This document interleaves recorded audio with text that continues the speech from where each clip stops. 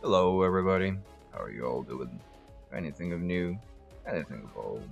Anything at all? What's up, guys? How's it going? Back again, as per tradition. Monday evening, being the dainty little plastic dudes evening around here. Still trying to find a way to fix the audio.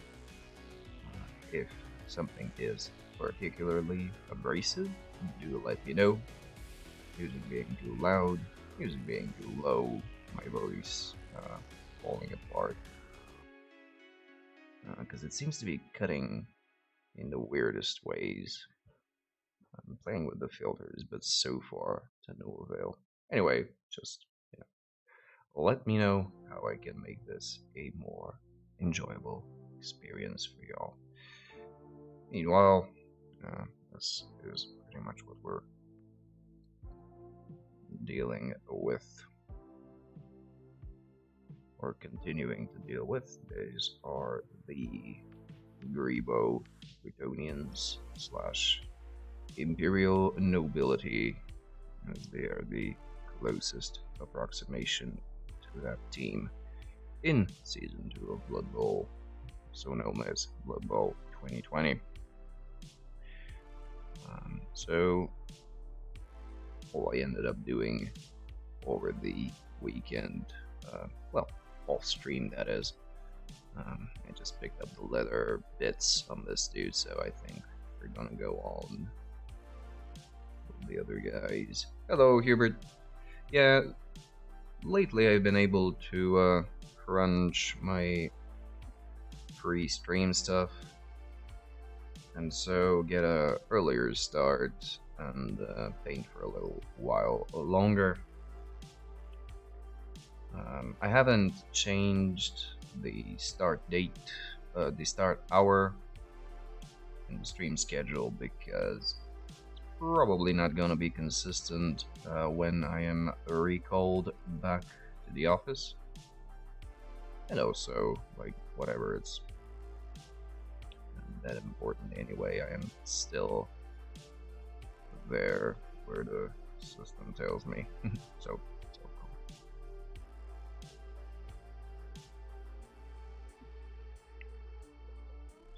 on the table today will be brown, I guess.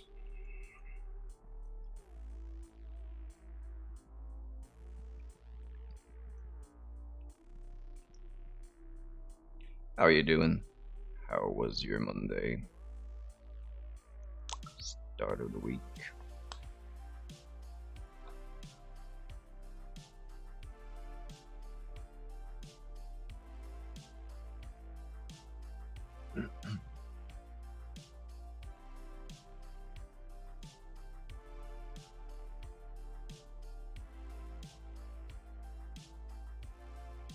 Normal. Normal is okay.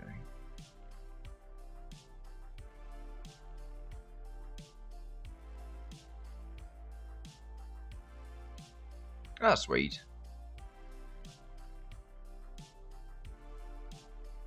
Awesome.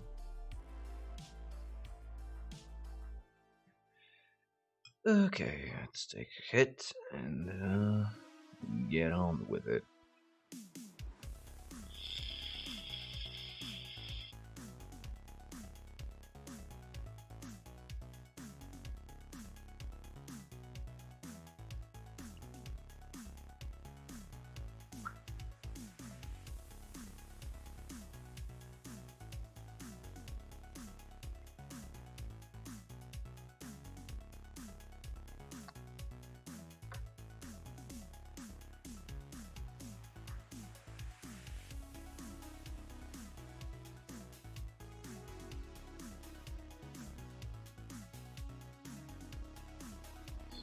Where is victim number one?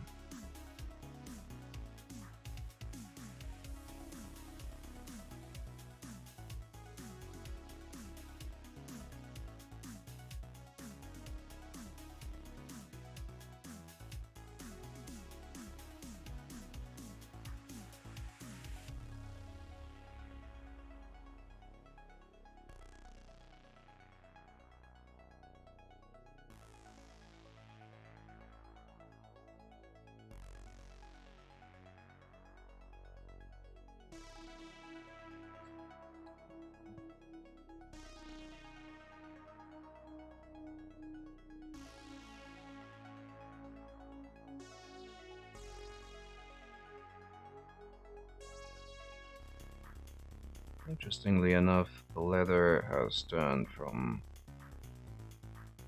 something I really don't like doing to kind of one of my favorites. I couldn't download it, so I found it, but there was no seed. So I left it going, and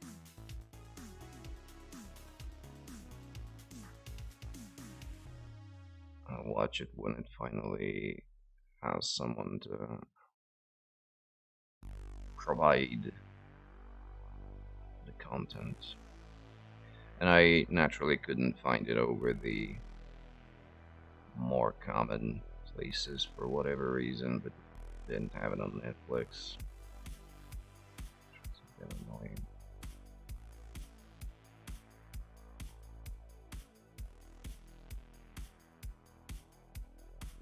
Yeah, I couldn't find it being seeded.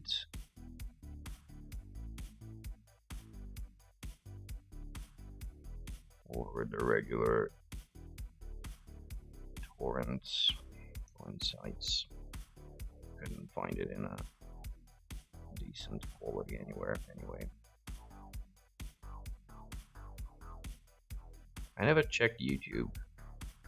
Wouldn't it be?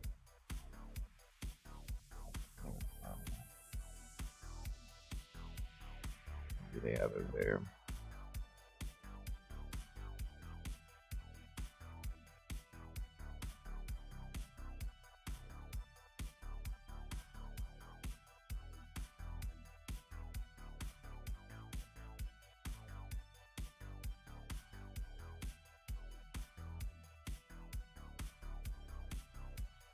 Yeah, then I'm an idiot. I always forget to check YouTube.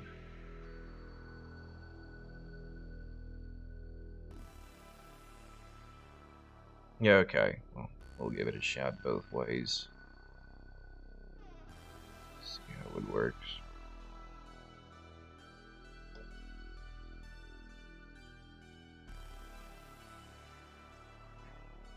But this happens fairly regularly. Whenever I start looking to download something, I forget to see if it's available to stream, and whenever I try to look to find something in streamable form, I forget to check that it can actually be downloaded. My brain is just excluding the alternatives for whatever reason. But I'll definitely check it out.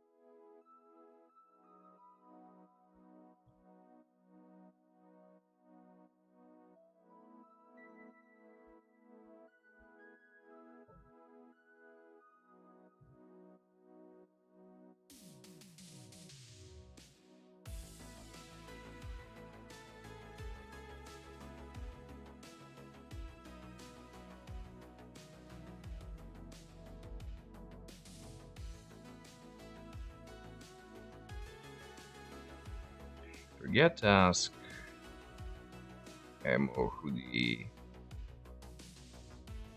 dudes that actually were interested in Blood Bowl were, so I can send them the link to the channel so they can drop by if they want, just for general chatting.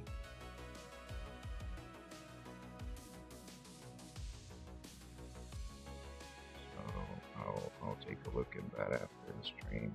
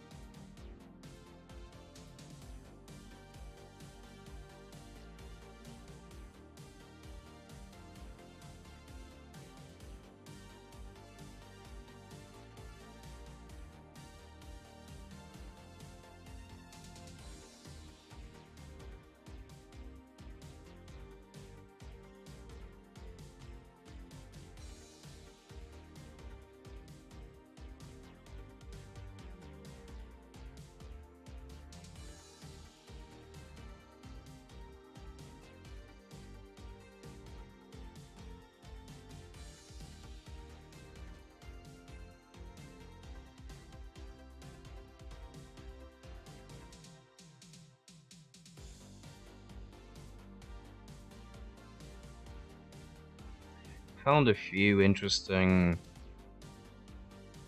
groups in Facebook. One being dedicated to cyberpunk style miniatures, and the other about cyberpunk video games.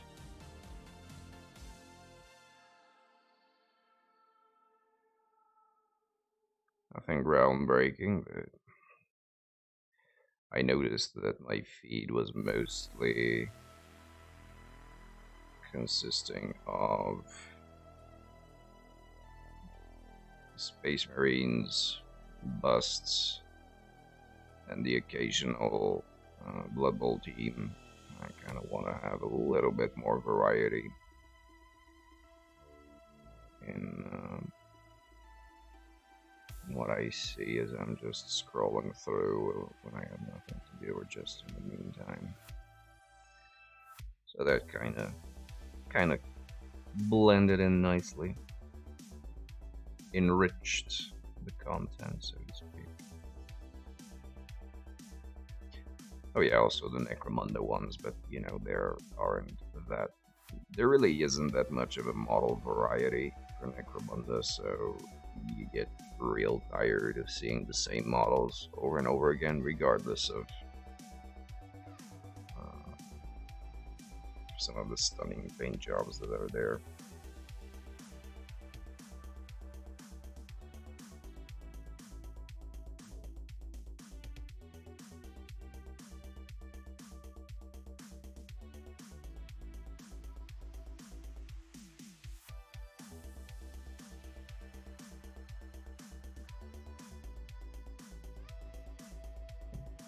So that's pretty much the only new thing, really.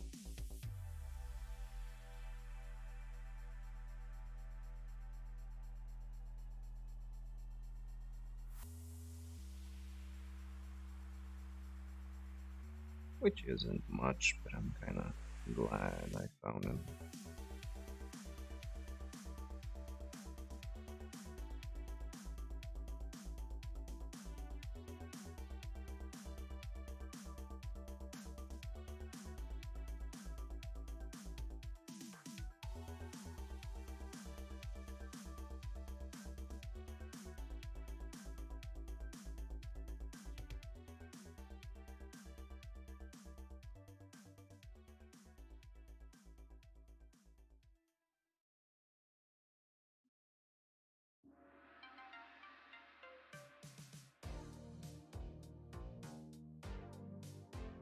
And the reason for all of that is that,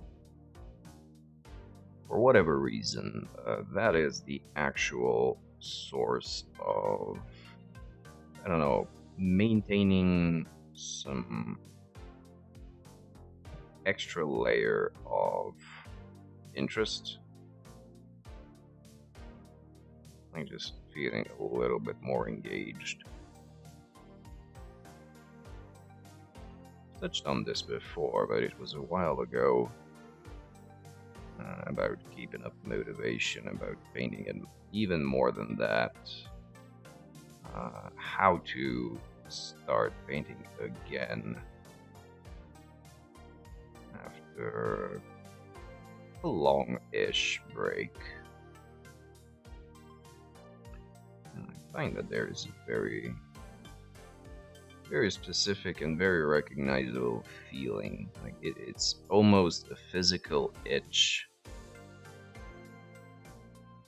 in your hands and fingertips to do it. And the main source of this has always been just random things in my Facebook feed. And it's rarely something that I actually... Yeah, Instagram kind of gets oversaturated. Reddit, yeah.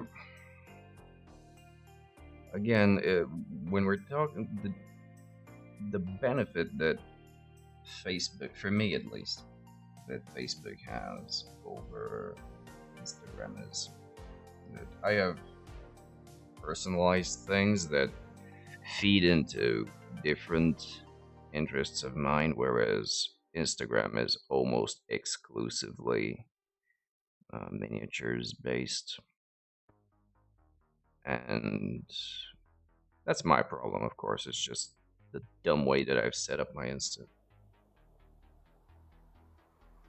And it would be kind of the same with Reddit. If I oversaturated with very similar types of things, I wouldn't really go there all that often.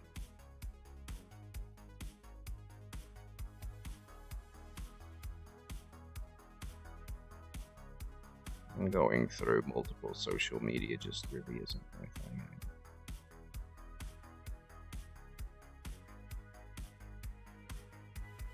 I'm not really that interested.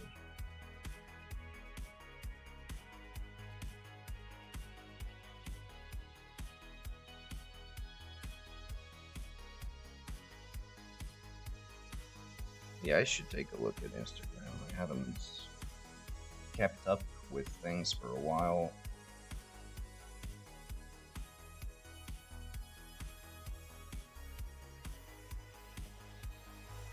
Might be a bad idea.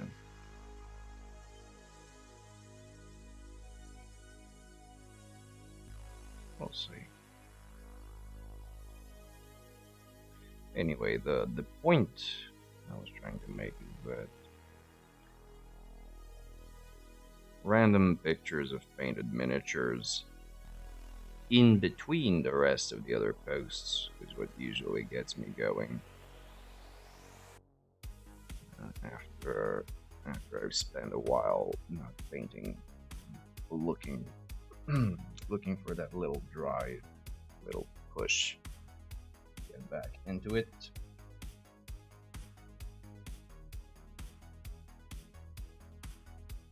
So that's why I added these extra little groups to have a little bit more variety.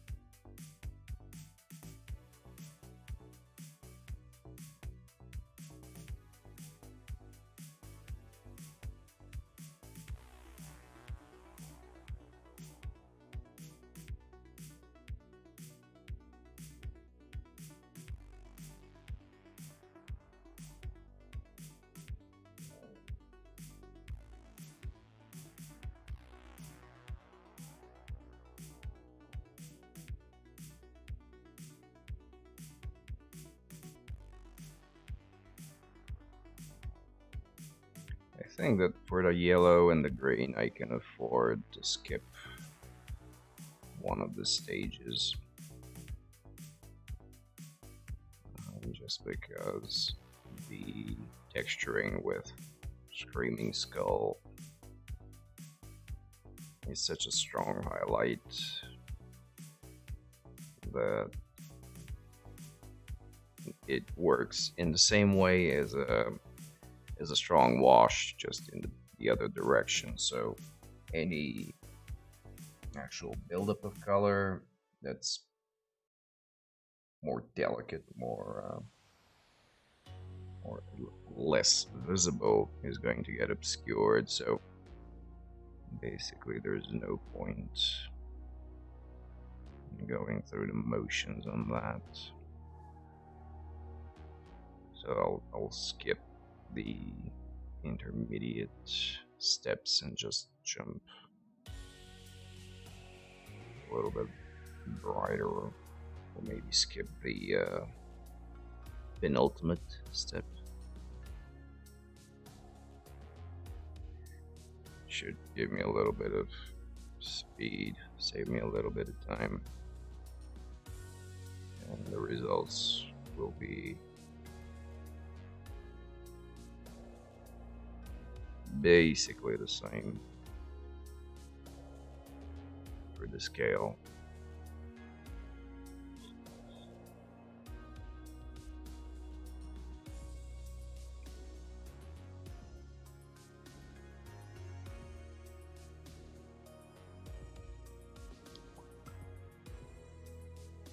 Not a good way of doing things, but I think that in this case, it'll work.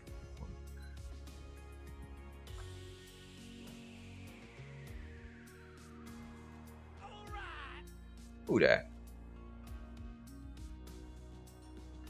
London 1381. Thank you so much for the follow. How you doing?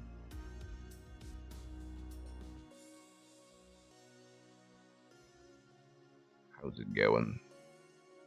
How has the Monday been treating you?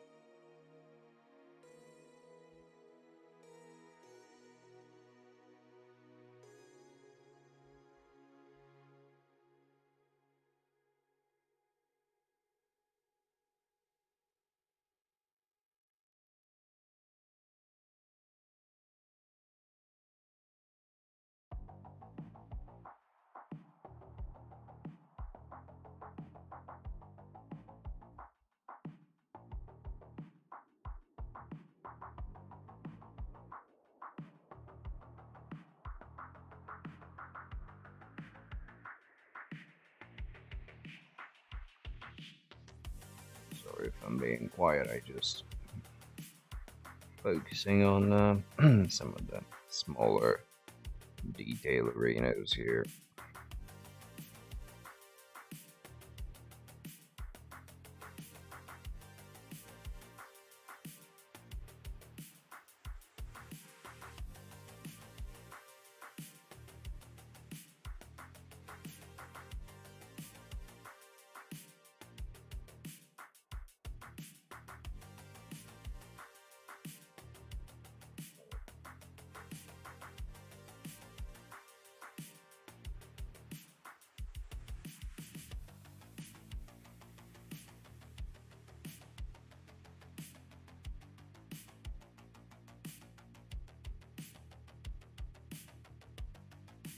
Also with a little bit of brush play and playing around with paint thickness and sort of have your way and add more depth instead of having to go with different layers. Again, saving a little bit of that time. Hello there, Zomcob. What's up? How's your Monday been? Or is?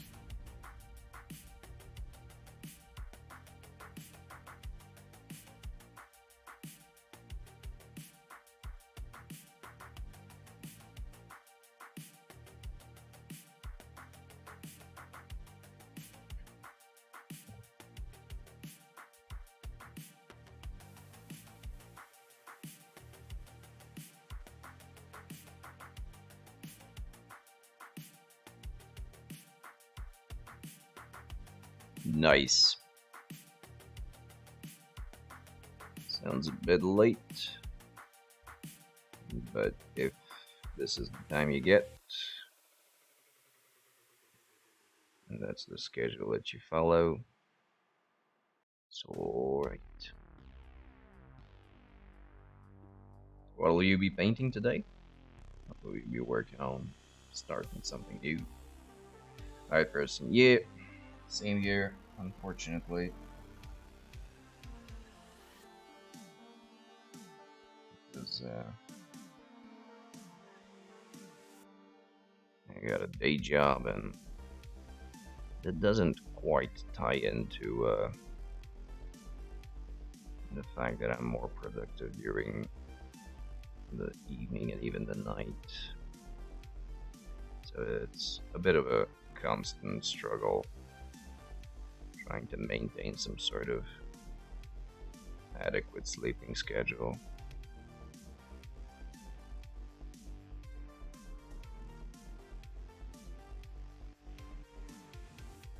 Ooh, sounds nice. Are you doing it by brush, or are you gonna use a airbrush? Just brush. Nice. So a little bit of a challenge. Nice.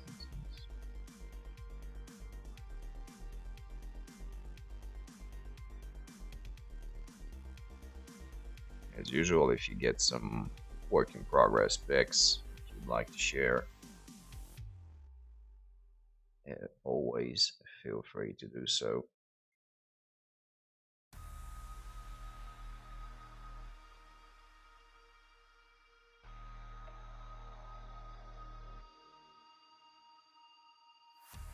Yeah, I've never really tried to paint OSL as like an accent, like a main emphasis on anything. The most I ever tried was some plasma glow from a plasma pistol with a little bit of dry brushing and shades. So unfortunately, I can't really help all that much. But I can confirm, and I can empathize. It's kind of hard.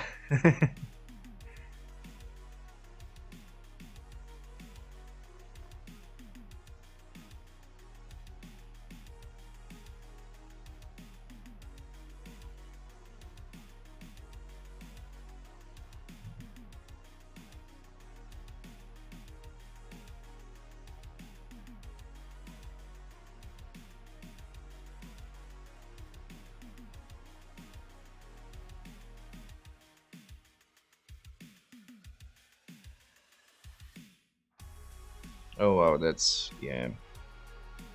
So I've heard some people say that you should darken the outlines of where, like, of the borders of your OSL a little bit more than you would, so it's not just working on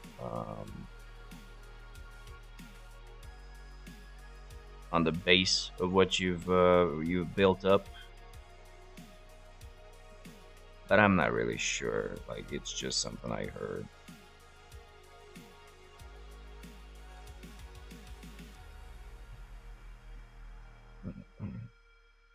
Fade to a darker green, yeah. So going classic warpstone colors.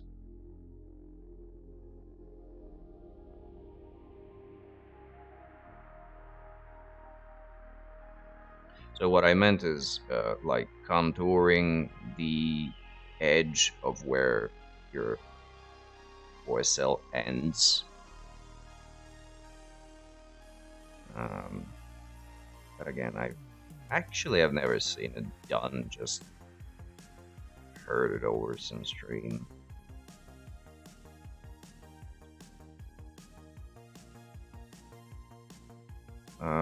Jason from Monument Hobbies, Jason Cruz, Low Fuse, he does some great OSL stuff, but he usually does it with an airbrush, so I don't know how much that will help. Yeah, okay, I got you.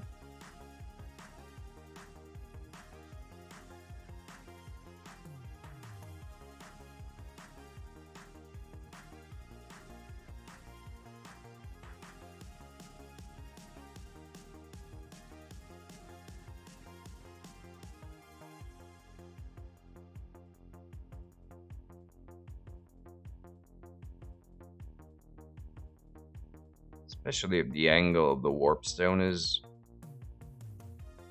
jankier. So if it's not a top facing, or even if it's angular, if it's not coming from above,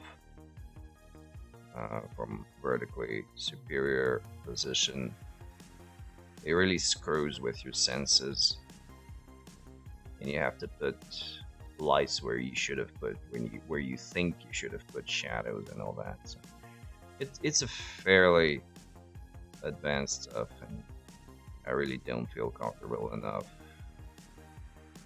trying it out without cheating with cheating without applying a tool that simplifies the thing.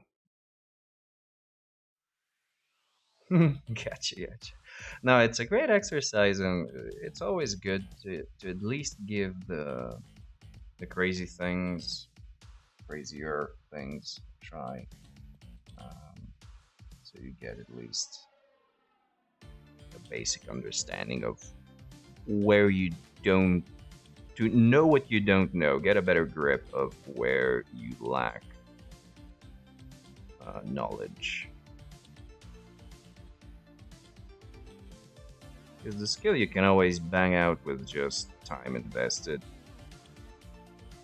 But if you don't know what you're doing, that's just gonna build into a fairly futile time, just time wasted.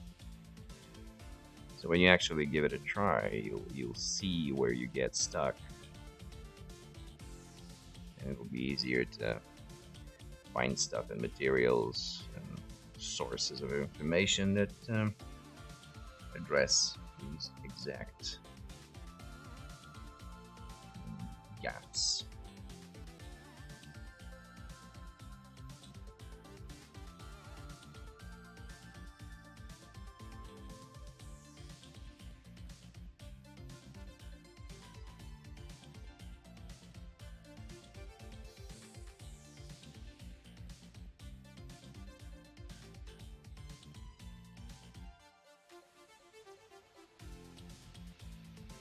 Oh yeah, dude, I remember the pics you shared last time with the NMM.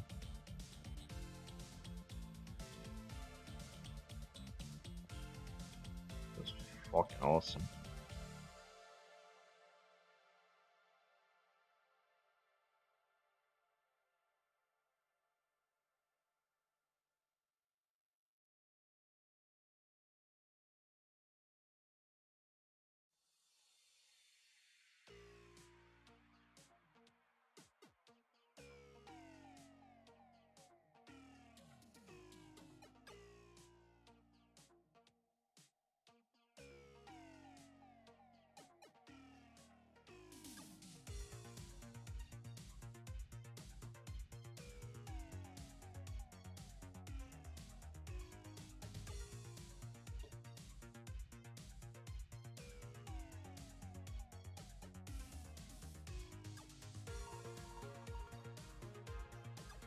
There are quite a few things I'd like to try out myself that kind of never really get the type of models that are conducive to them. So for instance, I don't really want to try non-metallic metal on these guys. It's redundant, it's too much work for too little effect.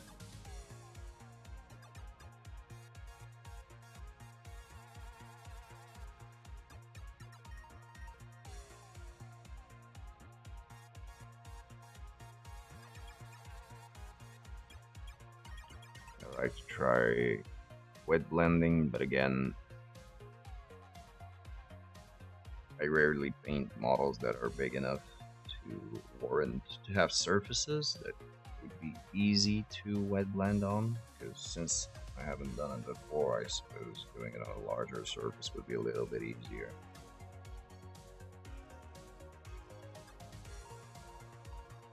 So keeping my eyes open to see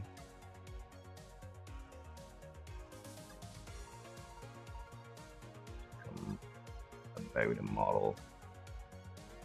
Let's probably try something out.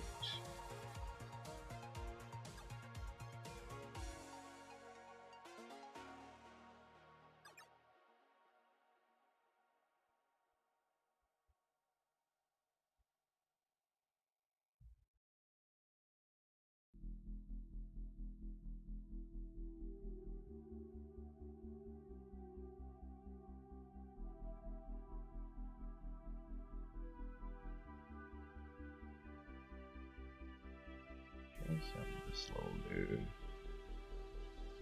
Okay.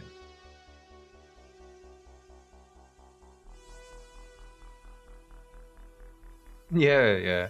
I've heard that about with lending that judging the amount is the hardest part because you would use it in a less thinned state, and B you need to use more than you would for just a regular paint layer.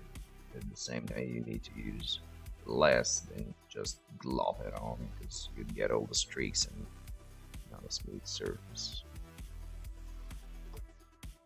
Eyeing that amount is what I suppose is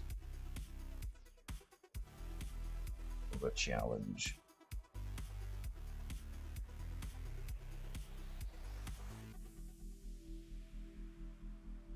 And if it's on a small surface, then that's just added challenge. Because on a bigger surface, you can sort of spread it around more.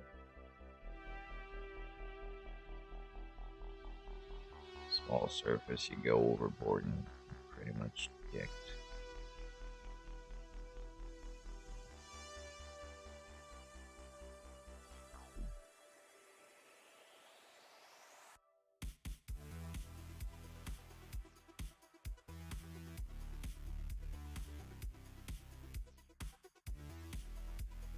But I'll get to that eventually.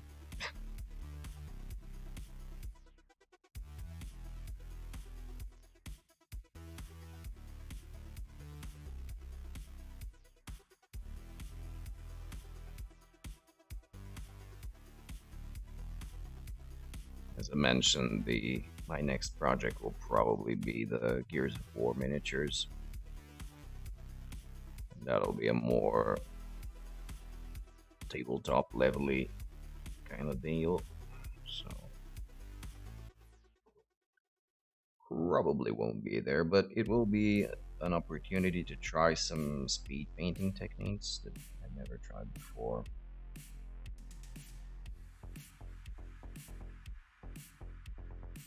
I'll be trying to make contrast alike paints with contrast medium and the transparents by Pro Acryl. Because I saw a video that suggested that might work semi-decently. And I already had the transparent, so I just got the medium.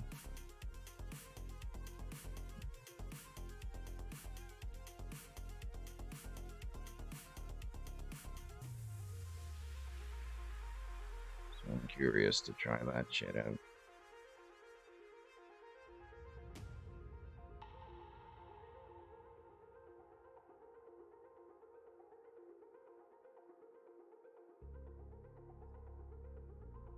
And I also haven't tried dry brushing with makeup brushes.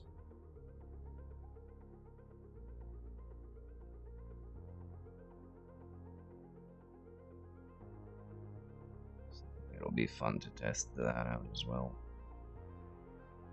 So again, it'll be about trying out new things, just instead of moving upward in the production quality, moving a little bit down, but hopefully improving overall speed.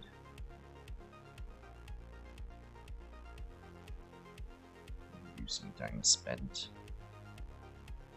Yeah, I've heard and I've seen results. I just never tested it myself. It does make all the sense in the world, just haven't gotten around.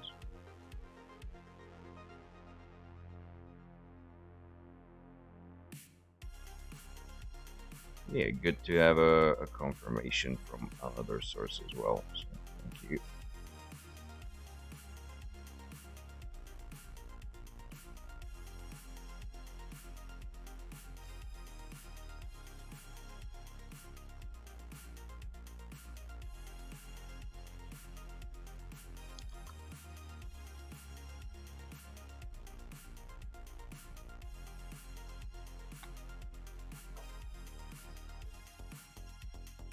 gotta think of some paint schemes for them.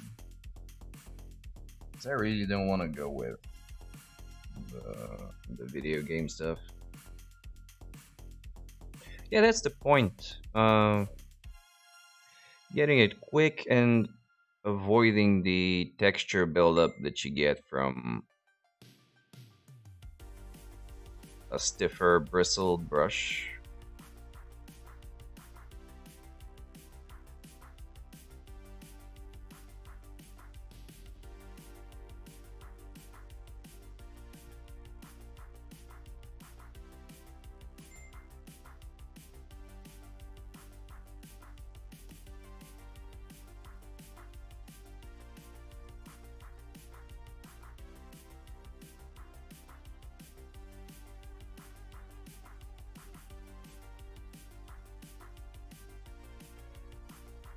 And if the mock contrast paints work out, that's something that will come in very handy for similar projects to just establish a quick base coat with some color depth to it, and then play off of that. Yep, I heard. I'll check it out in just a second. Just give me a moment here. I'm on a roll. There's paint on my brush.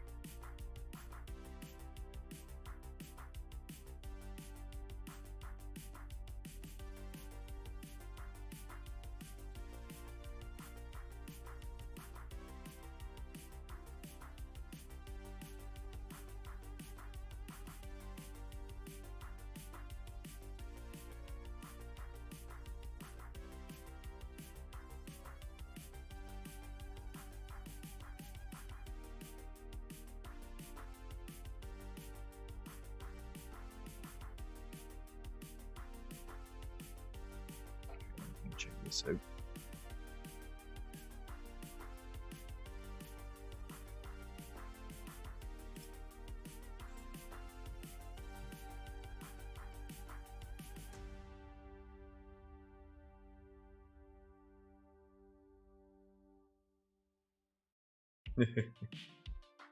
Kermit the Chainsaw. Let me see. Yeah.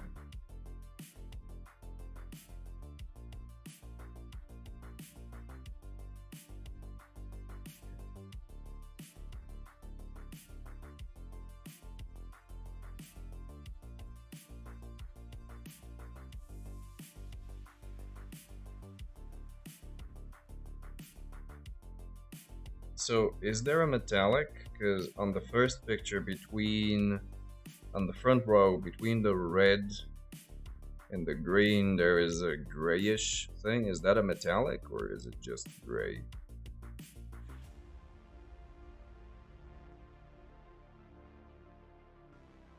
Oh, there it is. Contrast, apothecary white. Okay, so no metallics.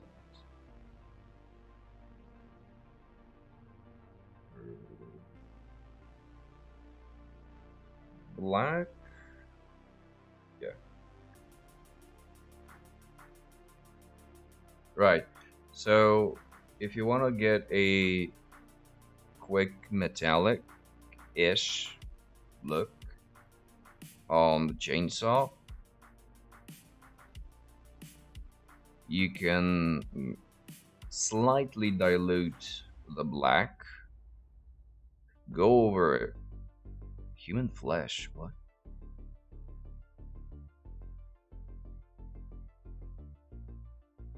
For the chainsaw?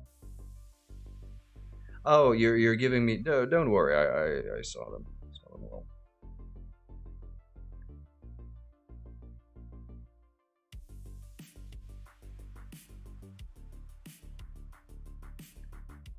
Yeah, so you can go with diluted black over all of the chainsaw, and then with little bits of the apothecary white also dilute it, and because they are so transparent, it should give it a grayish, like some gray with some depth. With from a distance, it can be registered as metallic, at least with the blade.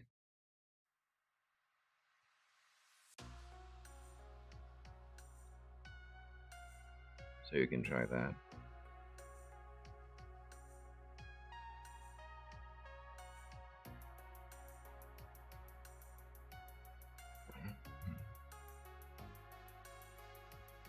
All right. Again, I think black will be your best option here. Just put a little bit of water in it.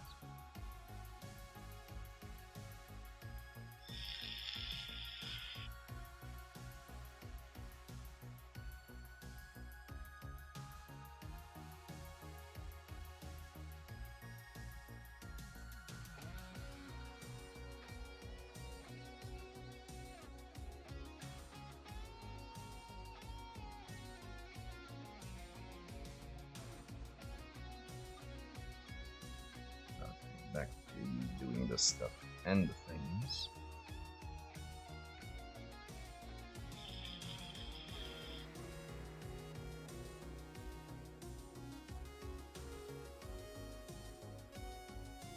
So where were we? Right, second boot.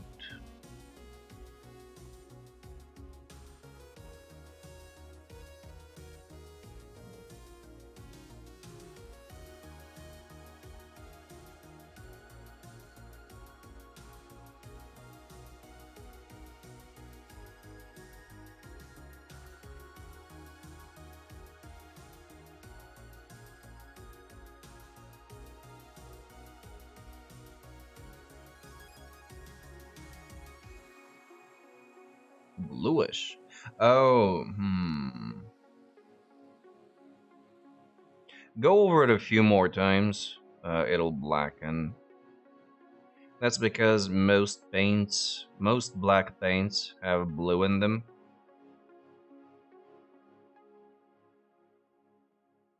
They aren't pure black.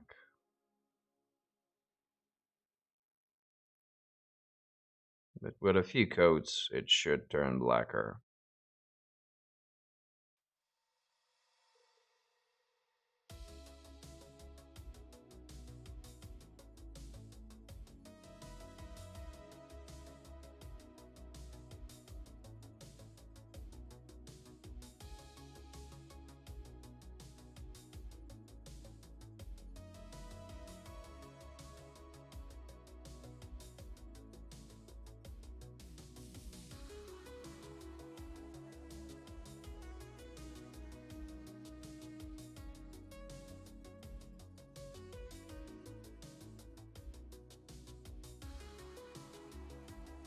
Also, with a little bit of a bluish tint, it's going to suggest that the metallic is with a steel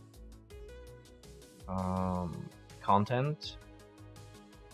So it's not really too bad. A stainless steel chainsaw.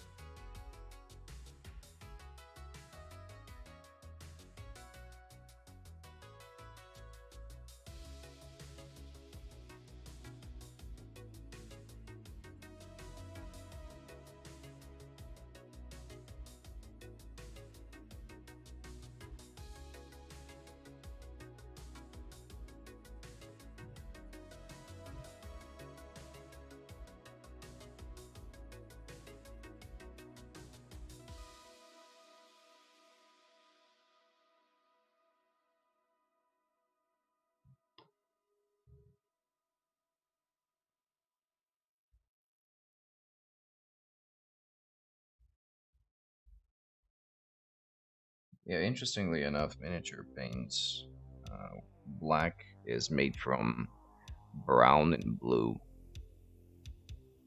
I think.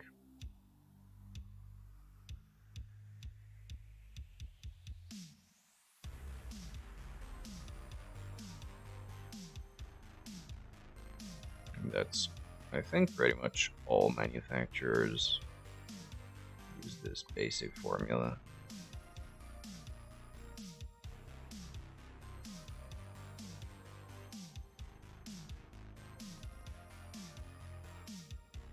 Which is probably why you so often get to see, um, for instance, Black Templars being edge highlighted with blue or black, and for some reason it ties in well. It's just because there is a tint of blue within the black itself.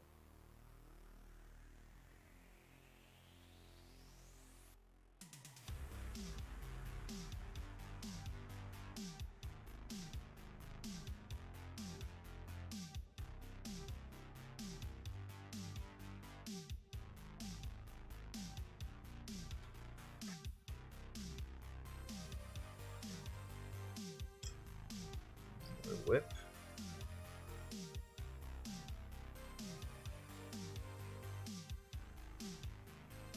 Ah,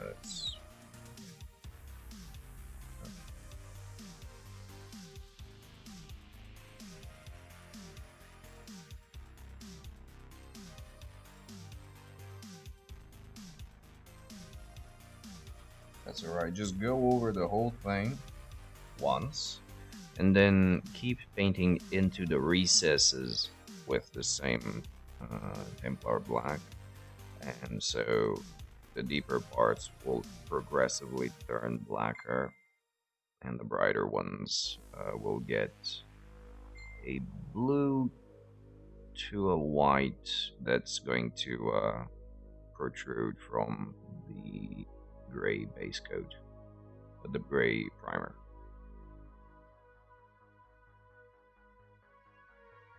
And then if you want to touch up the absolute peaks, you can use Apothecary White.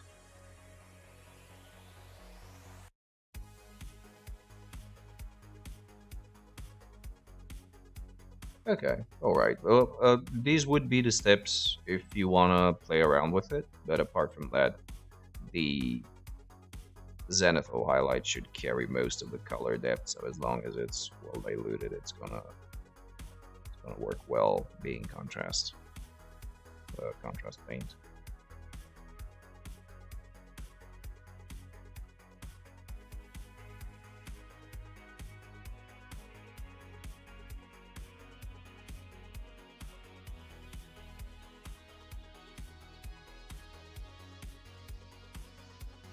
Hmm.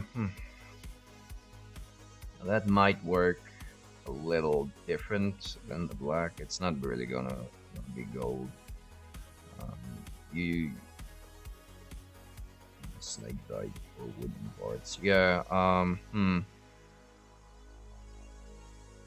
don't know. For gold, gold usually is in a non-metallic metal way. Is probably built from browns and yellows and whites. So you might go with a layer of brown as a foundation, and then build it up with another one, with a smaller yellow one. But probably don't start off with the yellow. It's gonna look funky.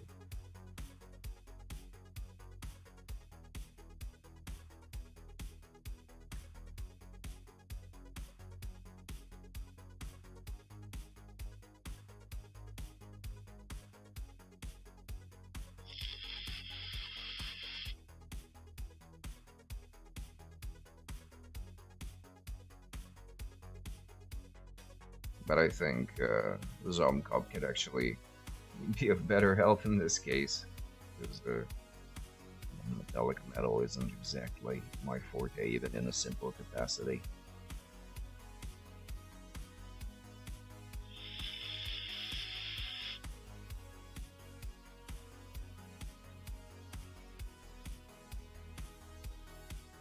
Right. Well, the key here is that he's working off a very limited color set, and he uses contrast paints, and doesn't really have like highlights and shadows for it. Yeah, so with as little as possible, taking advantage of a zenithal highlighting, so a white zenithal on a gray primer, and then just contrast paints.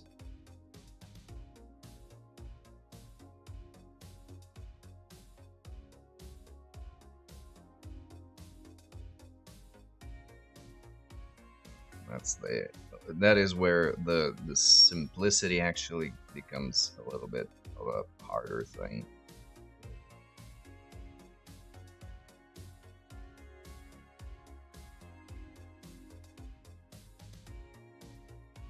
Oh yeah, yeah.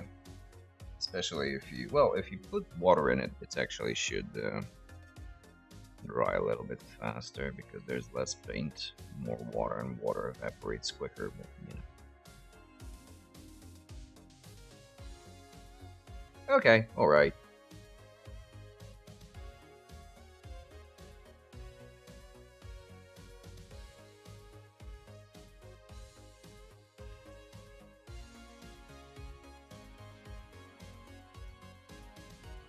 But really, so you start with a mid-tone for the NMMs.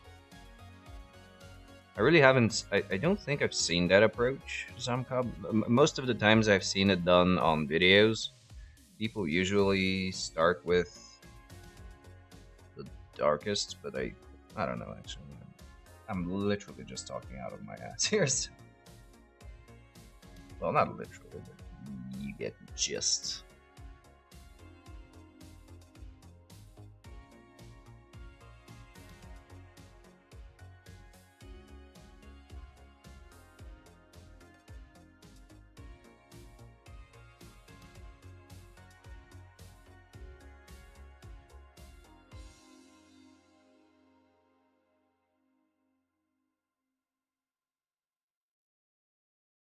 Yeah, it's okay, Hubert. If you want to share, please do.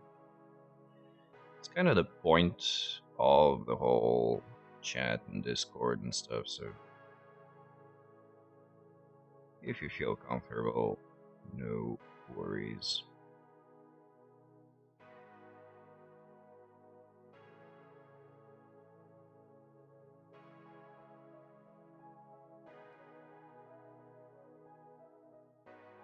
Okay, so while it's drying and you're doing something else, you can kind of think about your next steps. I get that. Hey, so don't worry. Like, you know, and I've mentioned this before, the ones I'm currently painting were sitting on primer for about 3 years. So it's fine.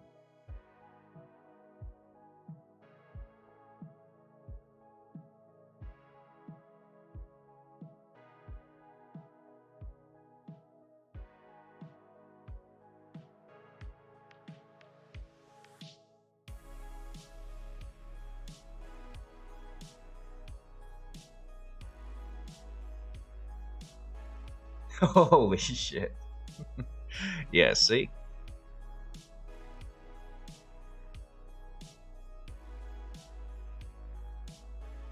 ASAP is a very relative term when it comes to painting.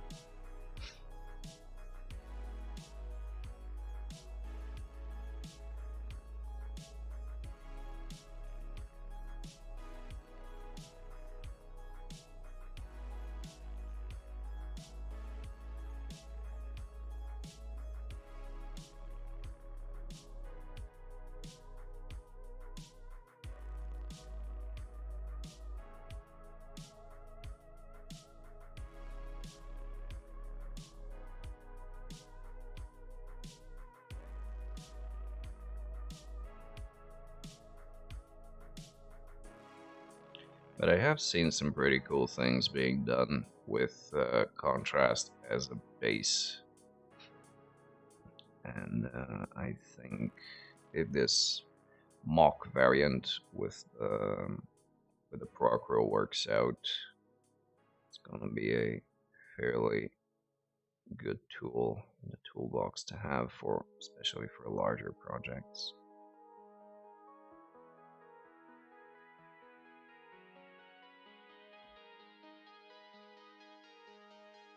I'm a little bit doubtful, as in, I think the whole thing is going to become a little bit too transparent. Like opacity will be lost because as pigment saturated as the transparent paints are, they are still, well, transparent. And adding the contrast medium will dilute them even further. So we'll see if that'll actually bring out, make things easier or harder.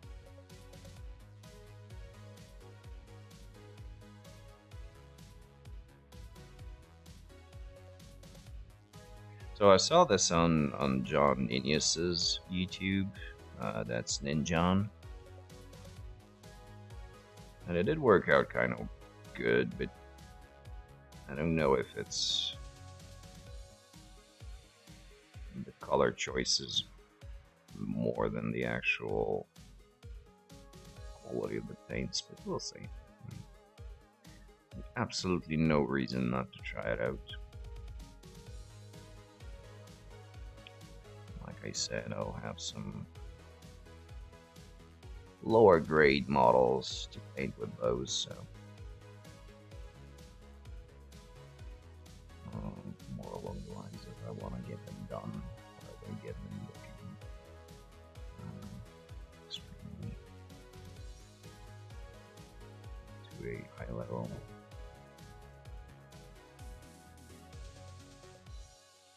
The characters I'll paint individually, but the enemies, especially the smaller ones, are gonna benefit greatly for a quick and dirty style big jump.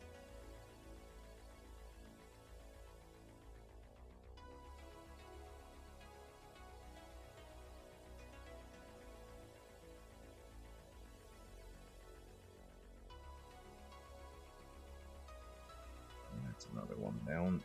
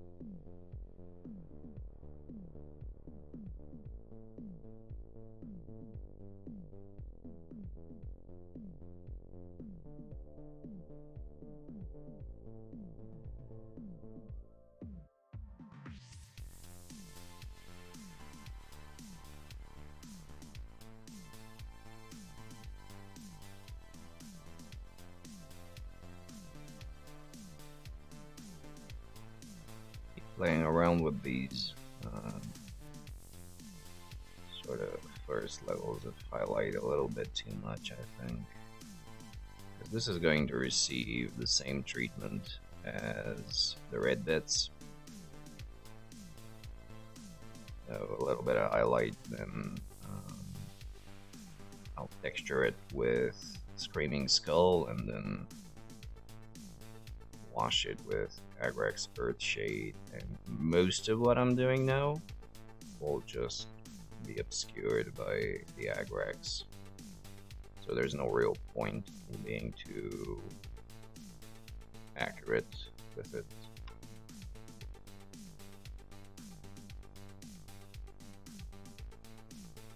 But I like to consider it because it's going to be obscured, I like to treat it as sort of an exercise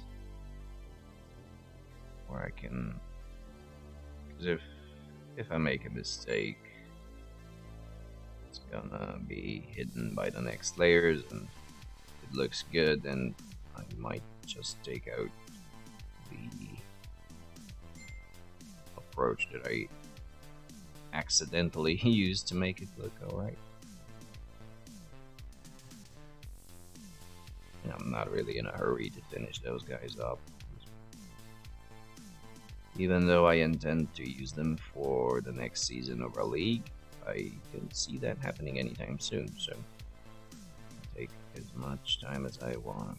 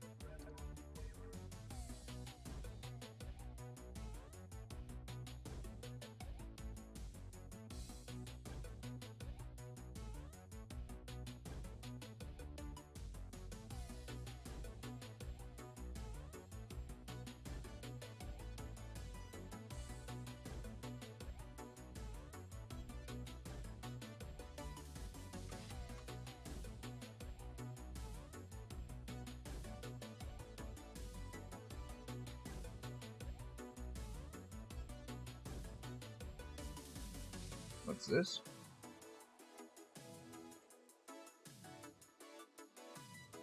Ah, the thing you sent. Right, so yeah, go over it with a brown once it dries, and then you can go over it with some yellow in the where it's raised up. And I think the black looks alright. Like, it gets the point across.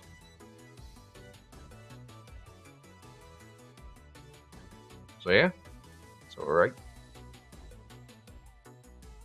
Yeah, the Kermit Chainsaw Star Player. I love it. Is this for the slum that you'll be playing? Or just your general? Yeah, yeah. So it should cover up the yellow pretty much entirely, and then as you can see, there is a little bit of a play here and here with the with how the color turns out. So on a brown base ish, the yellow will start to again from a distance register as gold-ish, like roughly speaking. So it should do the job.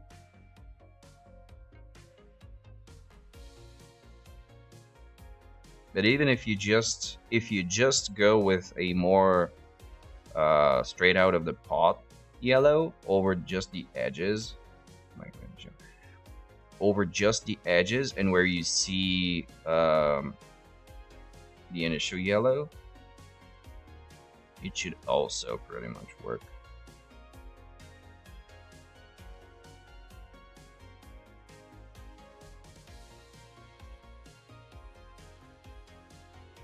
Because what you're pretty much looking for is just the eye to recognize the type of material.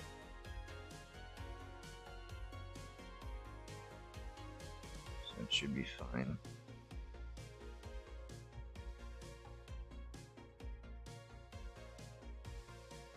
Yeah,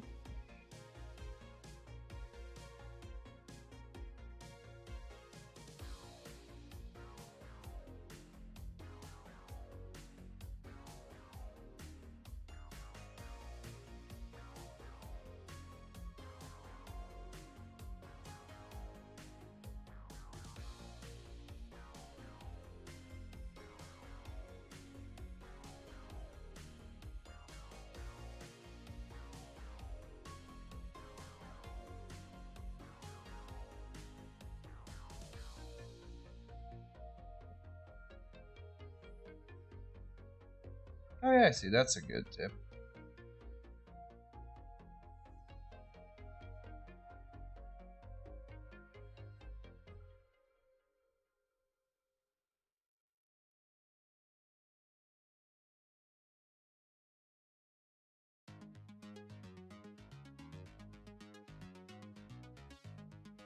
I've never reused one. Just because I paint so slowly, paint usually dries on the brush.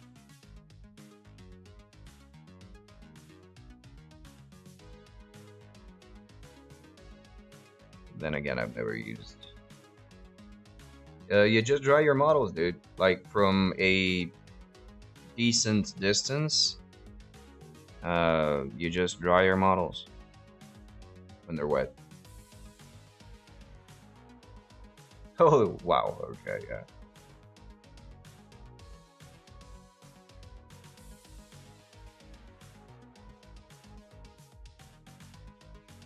But yeah, that's definitely in use. Mohawk miniatures, if you've seen that guy paint. He uses a hairdryer a lot to speed up his thing.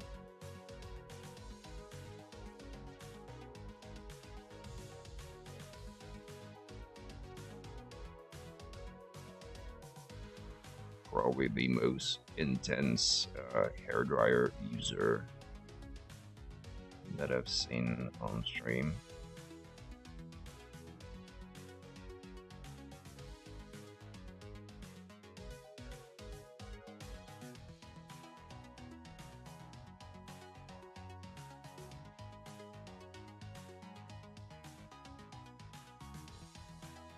Yeah, yeah. Although during the process of watching paint dry, you can sort of think about the fabric of the universe. Why are we here? And all the deepest questions. But if you want to actually get some stuff done, yeah, yeah. Rotate the minis.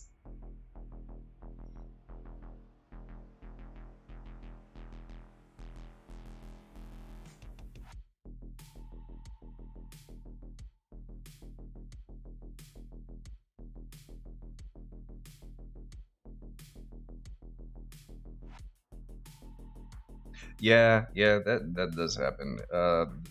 This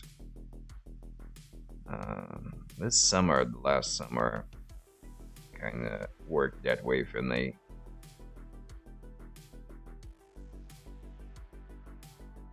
Um, where the glaze is dried on the same model while I was applying it, just in a different place of the model.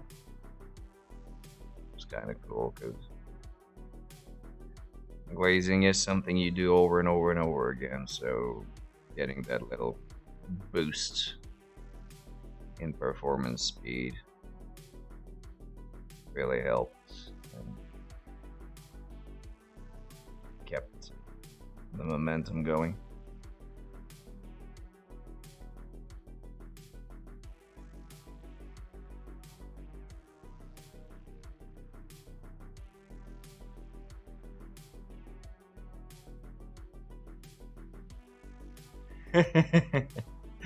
Nice.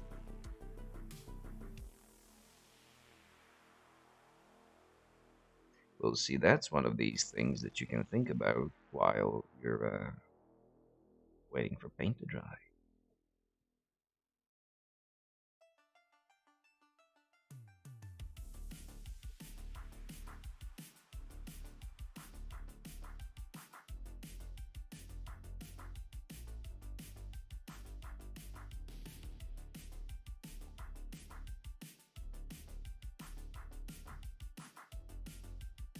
Oh, really?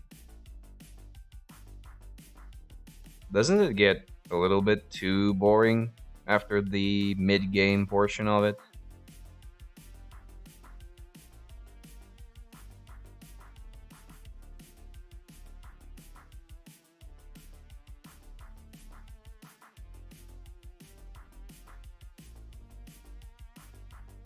But that is an accomplishment. Congrats.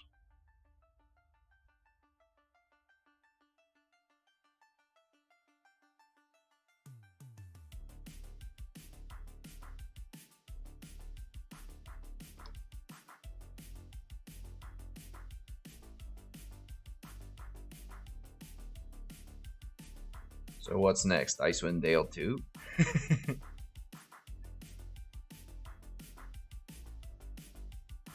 Oh, sweet. Didn't know that.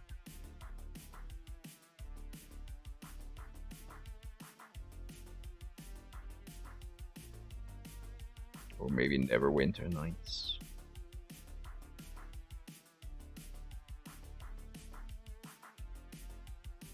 I never played Neverwinter Nights. I see, okay. Nice.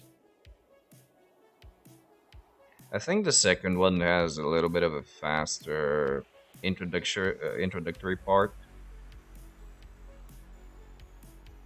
And you get to the actual doing of things a little bit quicker than in Icewind Dale 1, or I might be mistaken. But it's a fairly enhanced edition. Yeah, never. Icewind Dale 2 is nice on its own. I don't think it requires an enhanced edition. There is a noticeable jump in quality, like just technical proficiency between 1 and 2.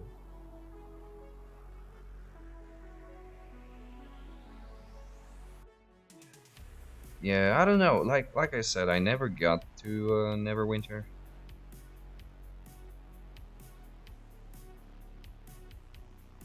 But I suppose that would be the case.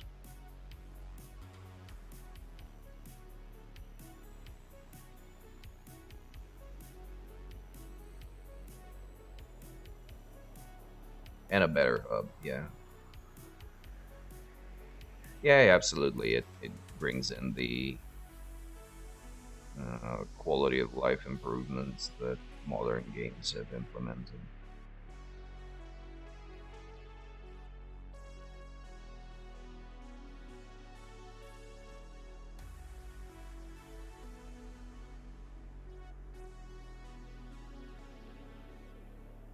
Yeah. There might be a mod that does this if you're looking for a item highlighter, but I think they have a alt should holding alt should highlight items thing. But yeah, that is kind of annoying.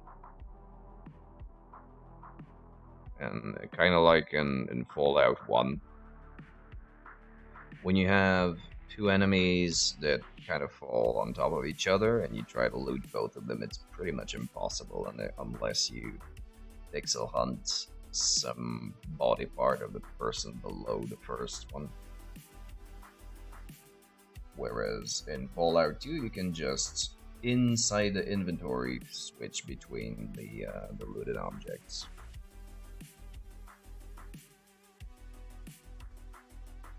Yeah, I suppose that's true. Yeah, that is annoying.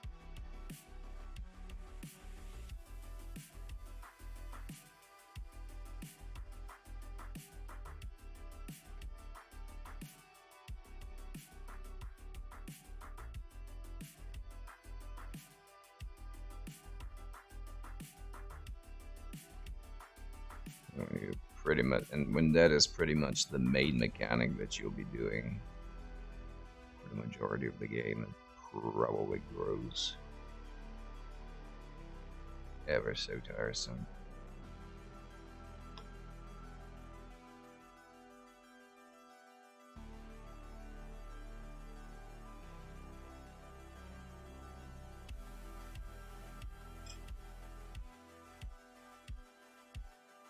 Okay, so just the two knights left, and they barely have any leather to them, so pretty much done with this stage.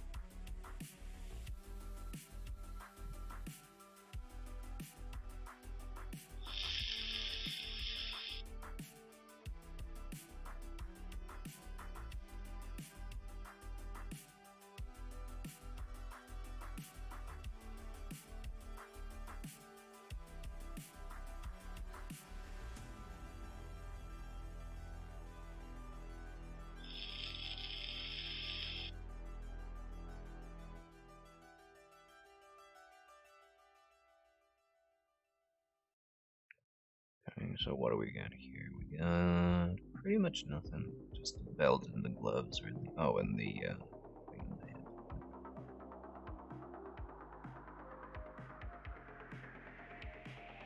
So I am in Bulgaria.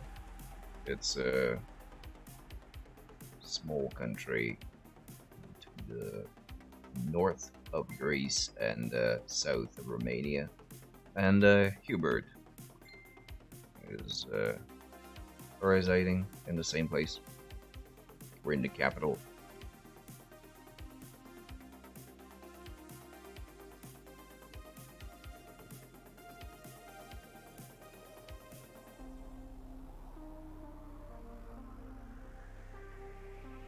Yeah, well, he's from heaven.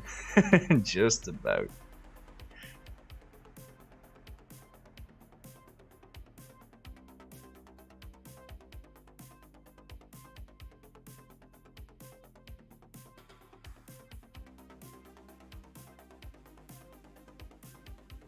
And you said you're from Australia?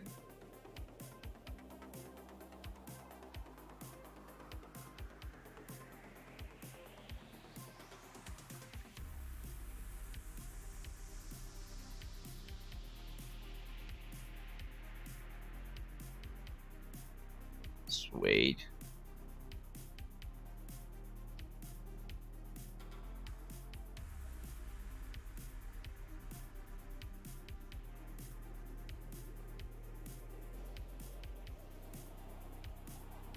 What's the weather like now?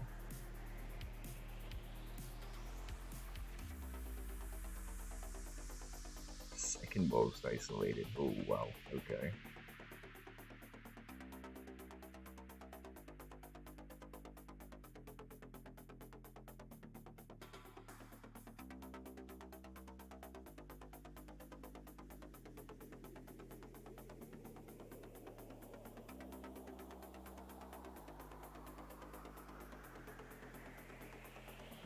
Nice. Good to hear. Here, the weather is trying to resemble winter, but it's just a very shitty autumn.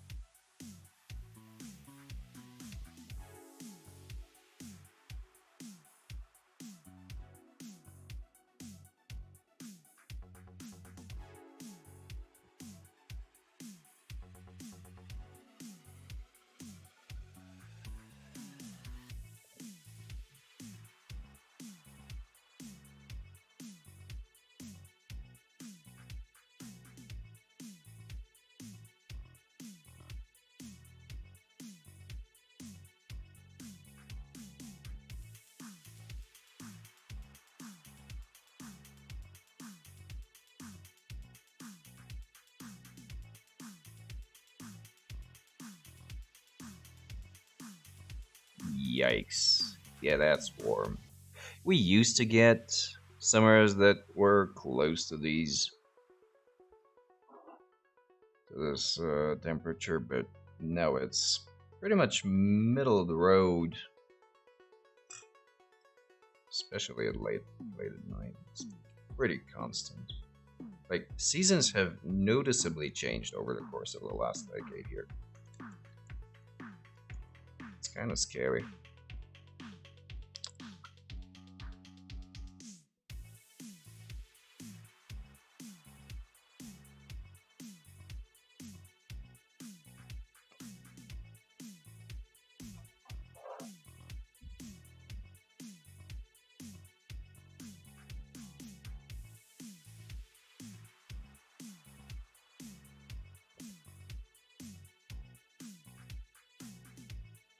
Oh, that's nice.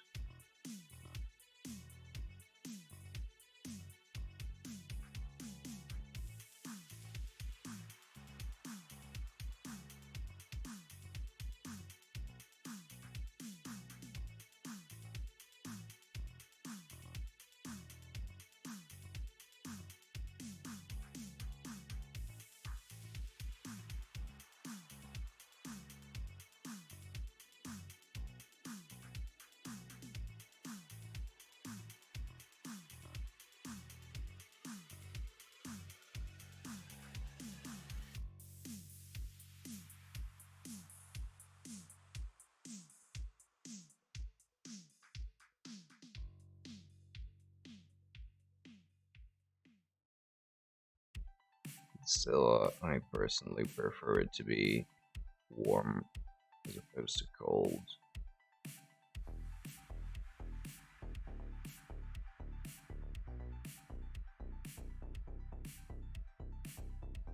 Just deal with it better.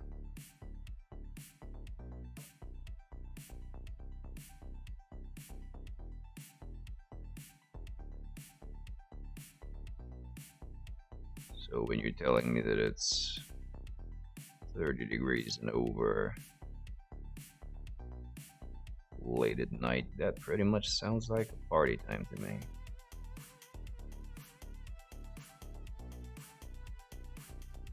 If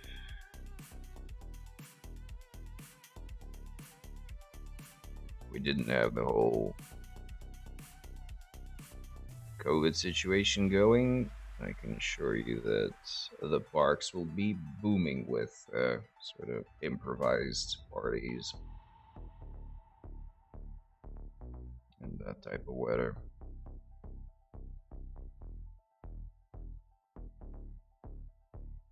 But now, not so much.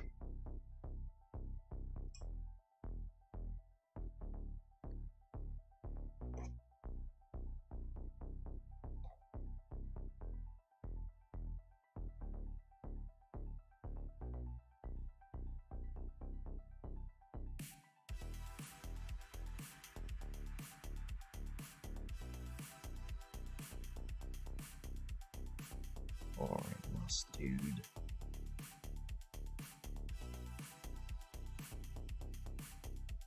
Yeah, so you start to feel happier, right? That's my point exactly.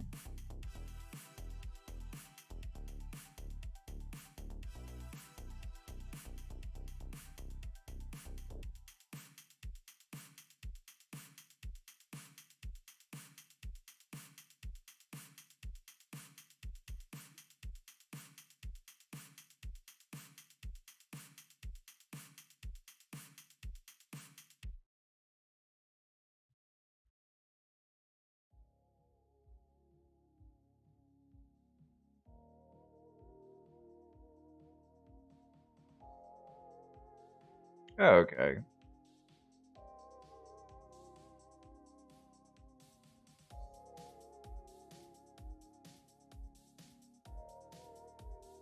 Yeah, most people actually tend to prefer colder than warmer weather, in my experience.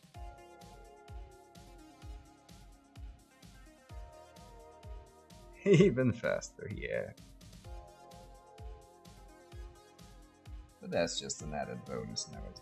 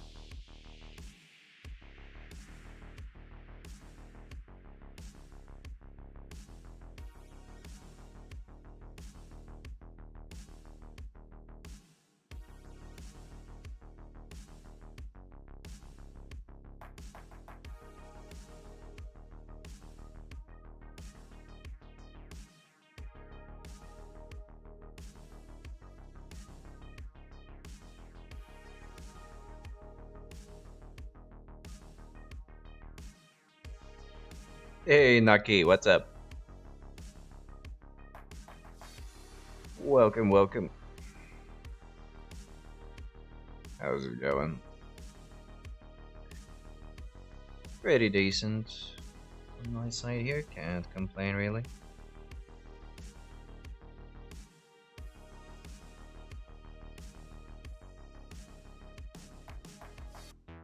Oh, don't you dare start talking about food. Haven't eaten since lunch, and it's almost 8 p.m., so stomach's really starting to grovel.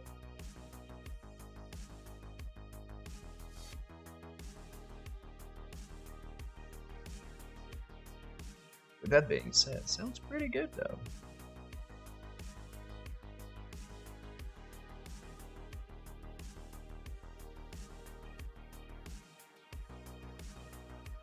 Anything interesting on the painting table? Anything new? Anything that you revisited? Or anything along those lines? Or is it more of a gastronomical enjoyment? Oh, holy shit, really? Oh man. Care to share?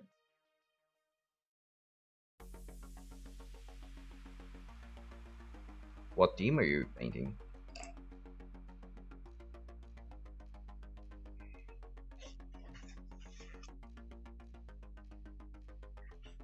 Nice!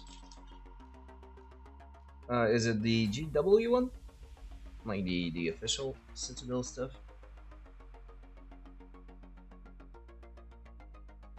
Doom Lords. They're pretty cool in that they really lend themselves to all sorts of conversions.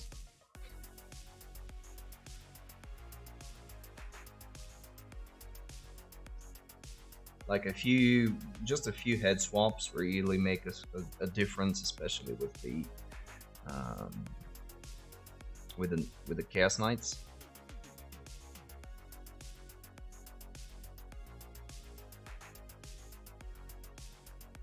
If you're into that, uh, customizing your models type deal. But they're good. They're actually very good. The Beastmen look very nice in that kit.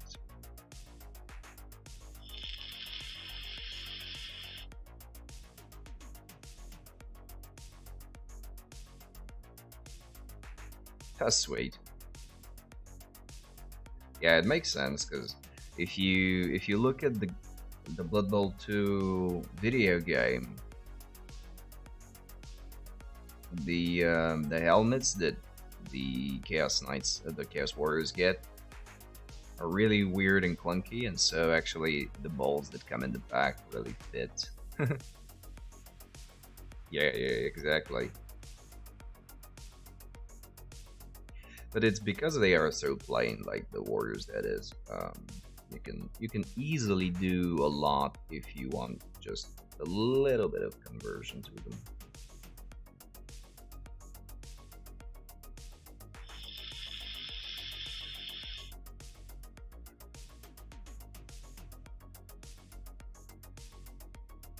I got the ones from RN Studio, but it'll be a while before I get to that team.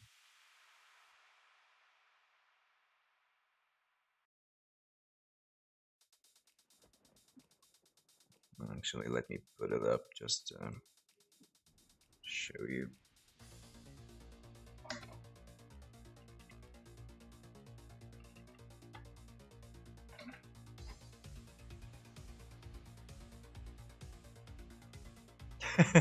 Well, to be honest, both Hubert and Zomcom are currently painting alongside me, to each his own project. But don't feel uh, guilted into it.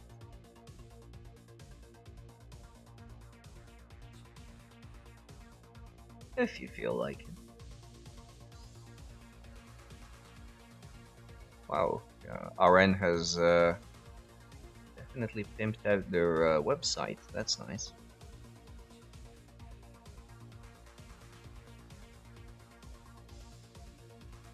Was it the Reapers? Yeah.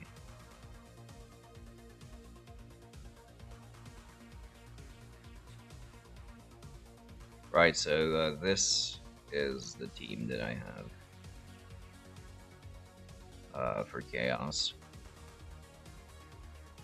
And they have some mutations that you can swap in and out, but that would require magnetizing, and I'm not necessarily 100% I want to bother with that. When I started out, I painted some Space Marines and did some magnets on some magnetic arms, and it was such a chore. I don't think I'm gonna bother with that again. Yeah, it's the whole aesthetic of this particular manufacturer. Things are a little bit chunkier, but they're stable looking, definitely. Yeah, like all of their teams are kind of like that. So, but yeah, let's see what else they had. Even the humans look a bit um, a bit thicker than they ought to be, considering their characteristics. Reapers, Eternals. Oh yeah, there they are.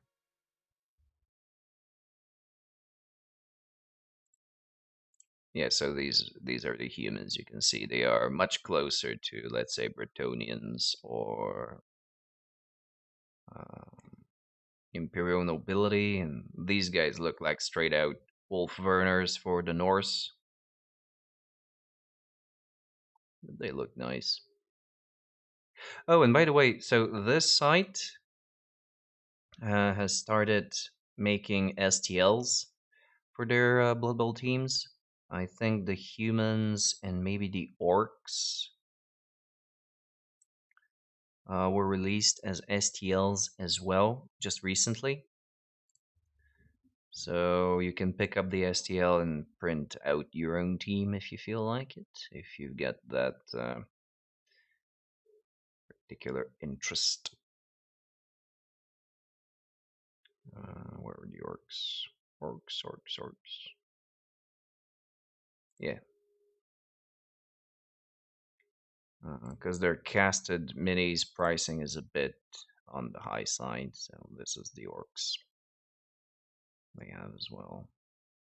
Again, yeah, a little bit richer on the detailing part, but still pretty decent models.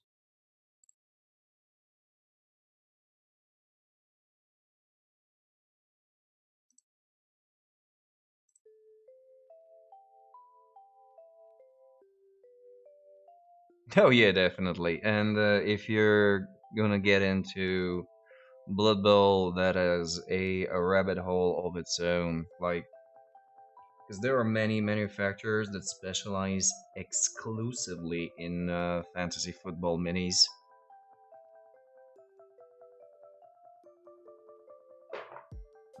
I think last time that we thought about it and we kind of counted them, they're pretty much. I think they're over a dozen, and they do some things on the side as well. Some other models, so bunches and bunches. And with the whole 3D printing thing, it's really becoming a bit overwhelming to actually choose the models that you want. If you've broken out of the GW Citadel and Forge World paradigm, it becomes a bit. It's crazy.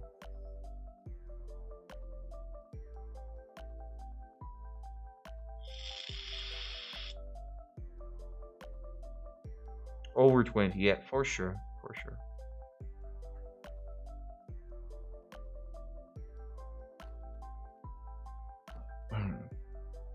And that is because GW took their hands off the franchise for a bit over a decade before restarting it in 2016.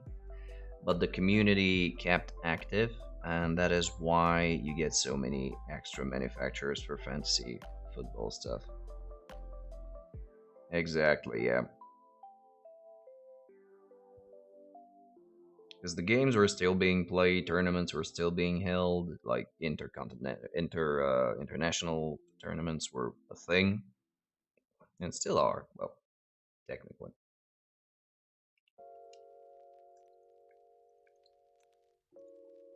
So you get your choice, and of course you've got your funny teams like some Grebo makes chibi versions for Blood Bowl. They have penguins and pigs and what was the other one?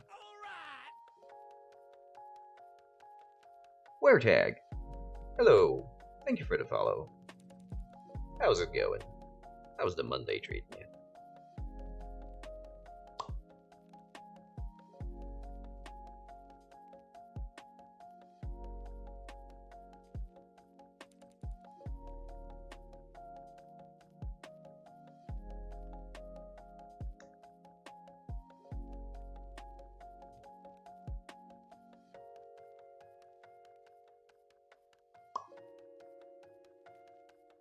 So, yeah, if you're down the rabbit hole for Blood Bowl stuff, it's definitely a deep one.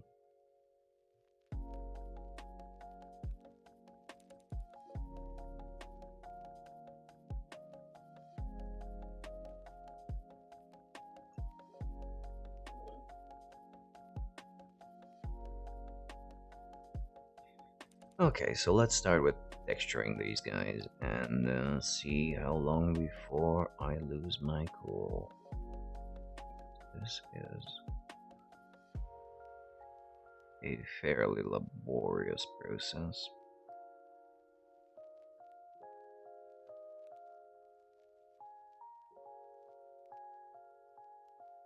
Probably won't get through more than a couple.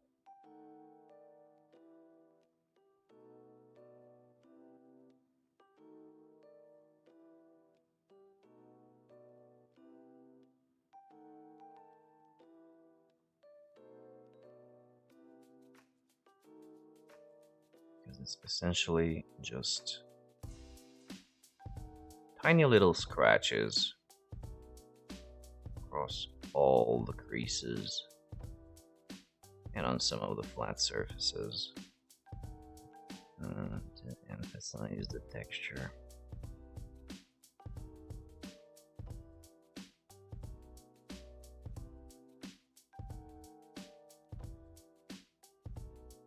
And due to the paint consistency required,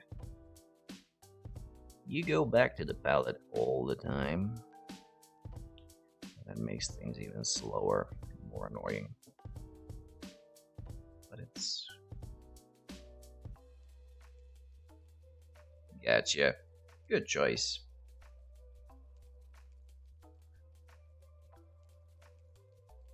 A solid decision.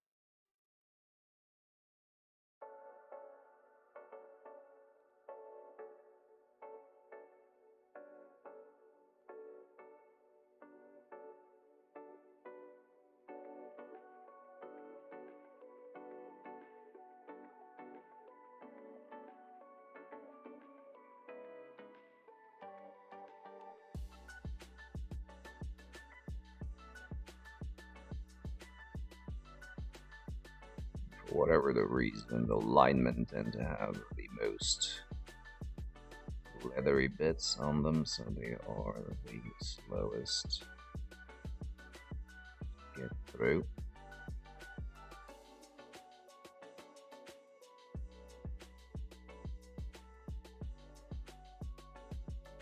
But I kind of dig the look. It's definitely not realistic or particularly good, especially in the way that I'm applying it, but it does bring a little bit of variety to the models, and it's alright. I ain't eating that. Just a little annoying.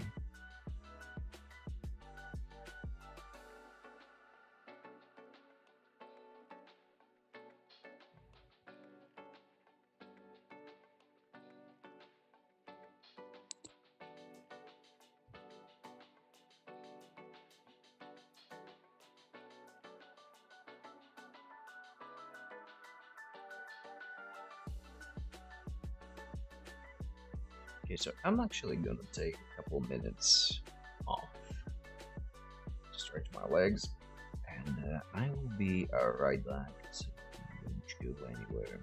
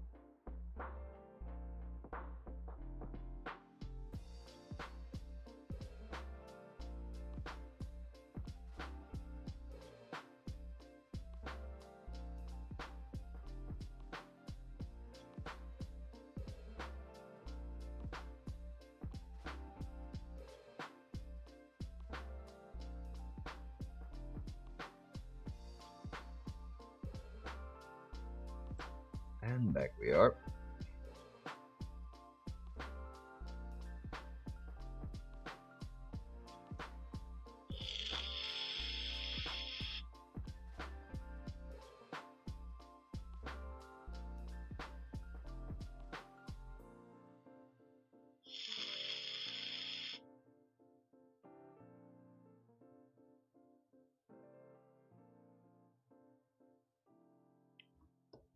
Right.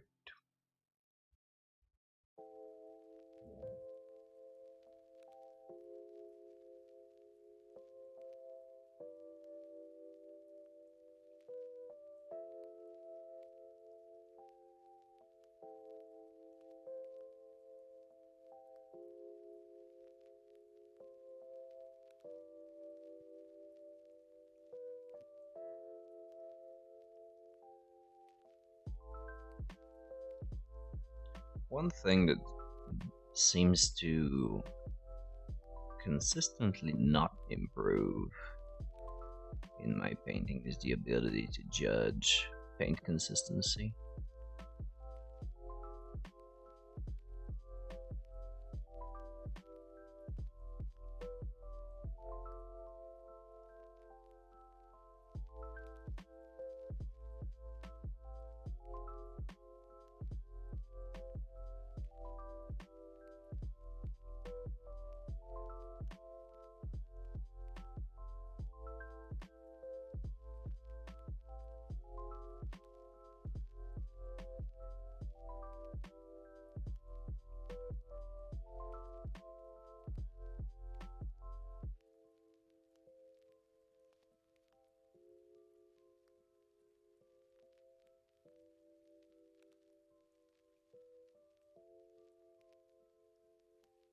Yeah, exactly.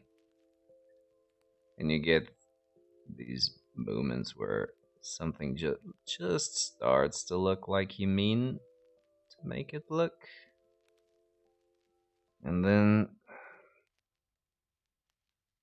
when you try to replicate it, it's all gone.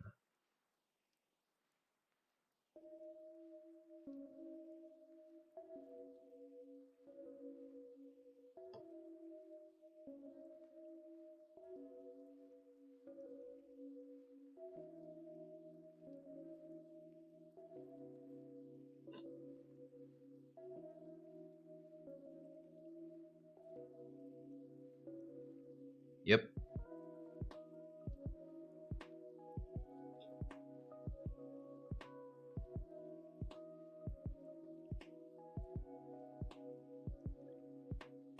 It's alright.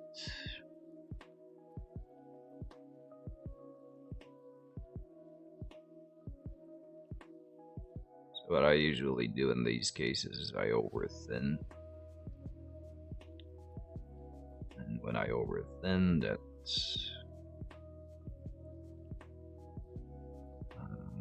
brings me to having to paint multiple coats.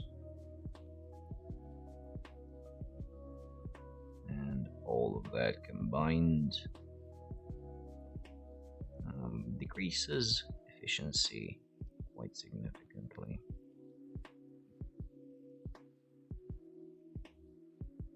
But, you know, I'm not about to start painting like 50 models at a time.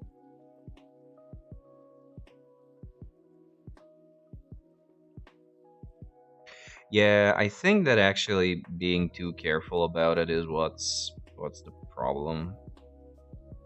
Going a little bit bolder should probably improve things. Yeah, exactly, exactly. So maybe that would be the way to go. Just a little bit graver.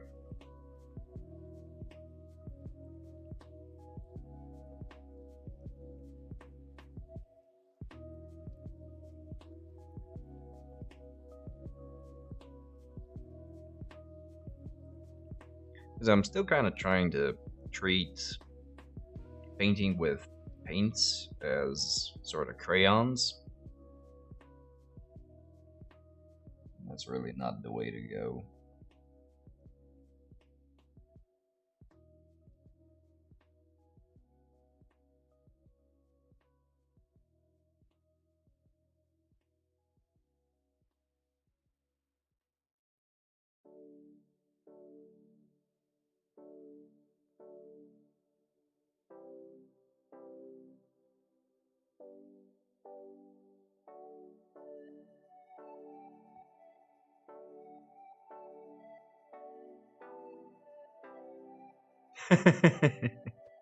Why?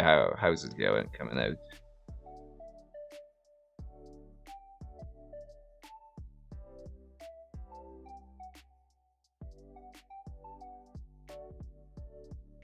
That warpstone glow OSL.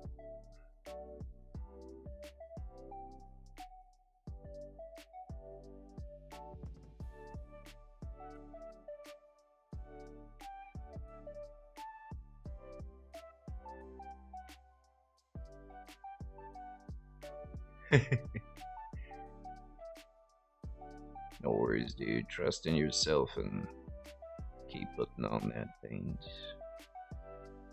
Ever feel bad? Just look at me, doing absolutely nothing over a very extended period of time, and just slap a wash and say, "Oh, that doesn't look too bad."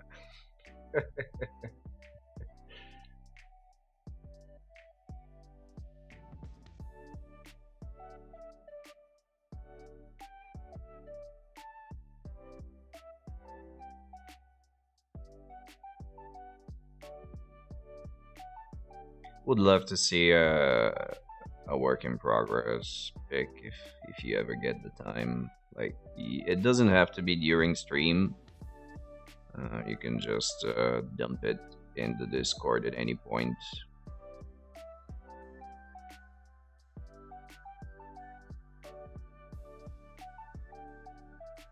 I do like checking out all you guys and guys' stuff.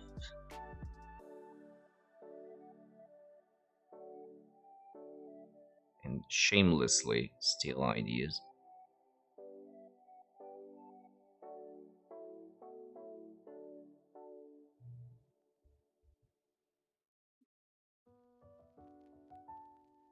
And just in case.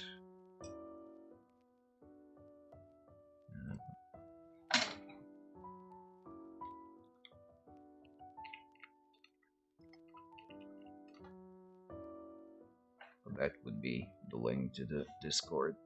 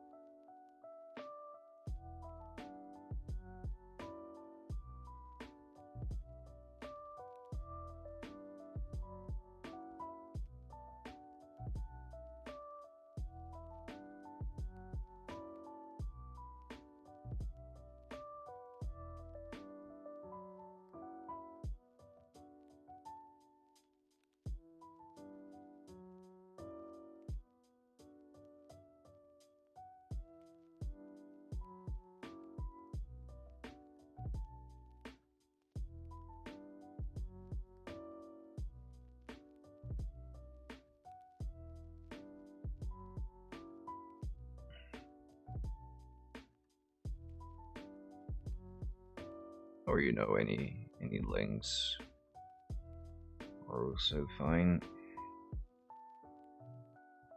And common sense, no limitations.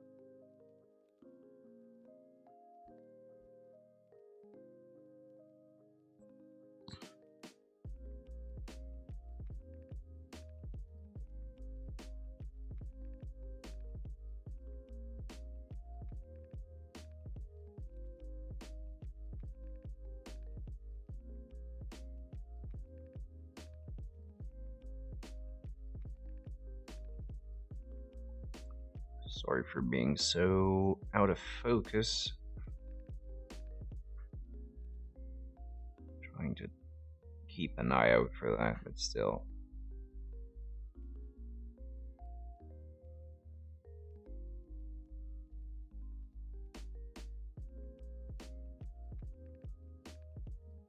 just creeps up on me.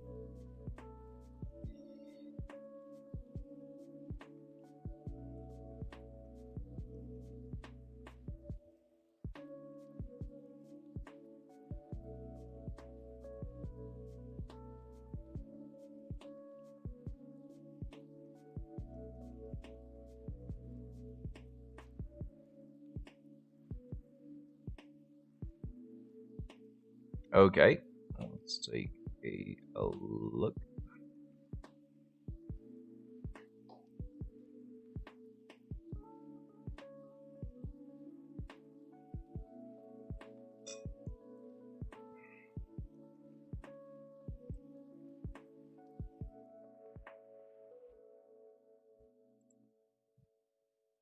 Oh wow, dude. Solid stuff. Why are you even doubting yourself? Damn. And yeah, just as I thought, so the clunky feel when you have to emulate a light source that is not coming from above, regardless of angle, uh, it is very counterintuitive, but still, it's looking awesome, man. Especially where you can see here where the effects are more subtle as it goes further away from the light source. It's awesome stuff, dude. Damn. Nice.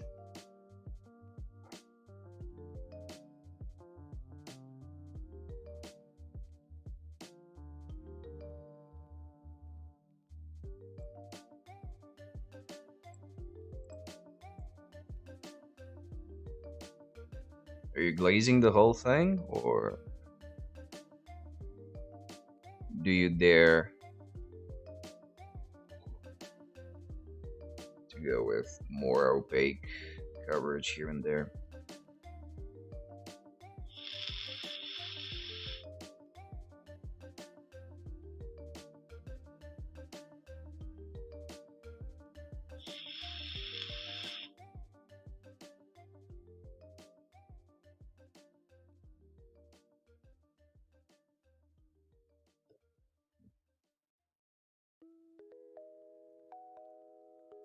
Right, okay.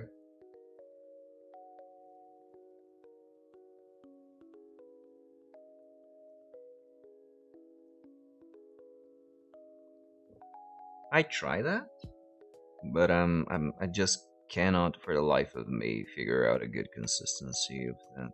Like, I cannot be consistent with my consistency, if that makes any sense. especially when switching between paint brands, paint ranges. It becomes a living nightmare because um, Citadel paints behave completely different than the Pro acryls.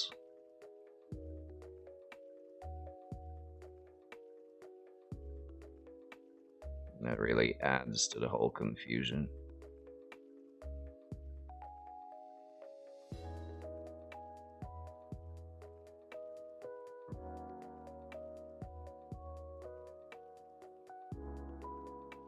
Oh yeah, yeah, yeah, for sure. It is paint after all. It's just I'm trying to get more accurate for my own sake. It's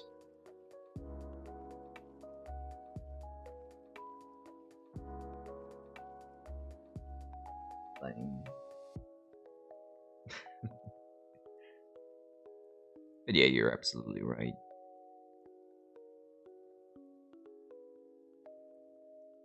There are a myriad of ways to rectify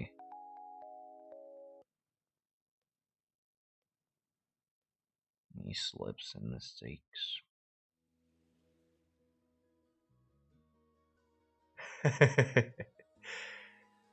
Well, that just means that you're learning, I guess,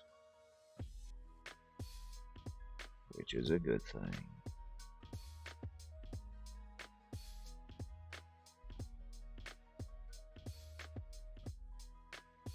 And it is coming out really well, so honestly, if you didn't tell me, I would not have guessed it.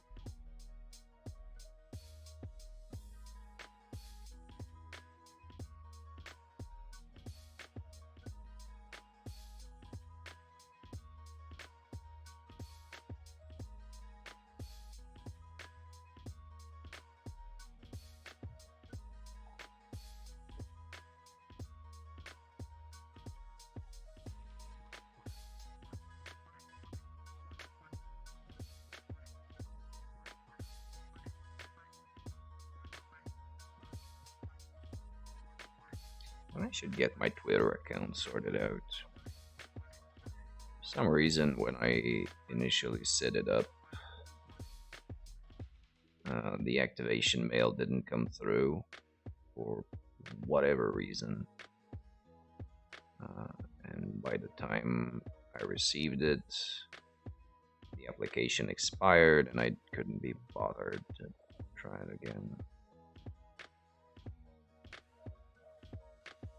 But I see more and more people using it, and I think it's probably time to get with the times.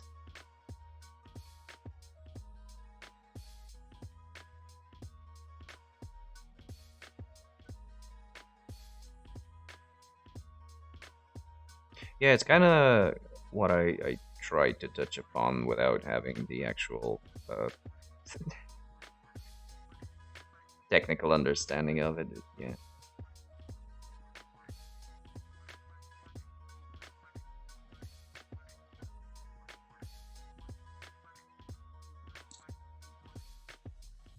Mackie summarized it so much better.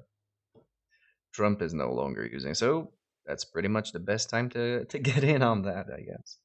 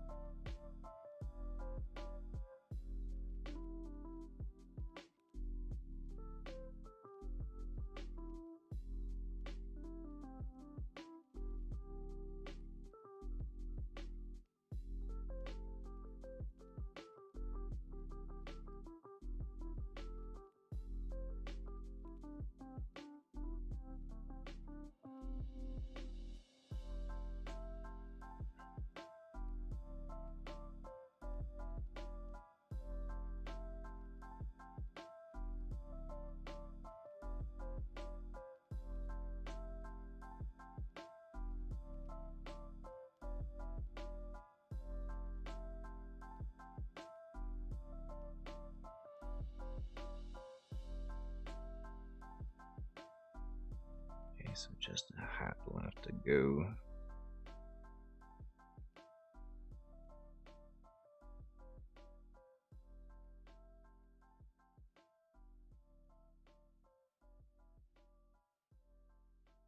We can move over to another model.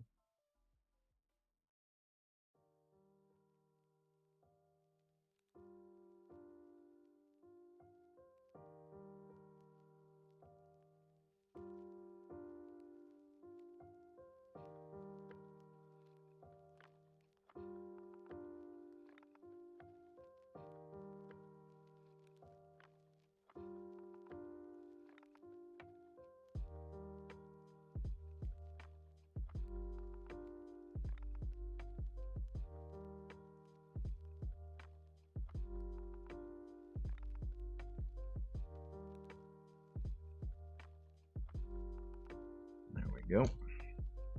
It's a bit too bright for now, but when I apply the wash over it, it's gonna bring things down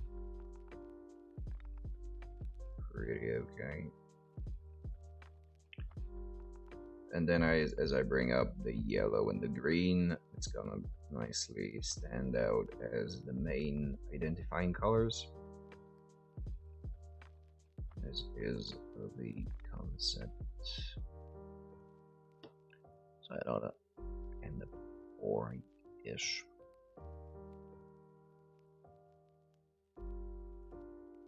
There's nothing really striking about these guys, and it's kind of fear that they might bland out a little bit on the playing board, but what are you gonna do?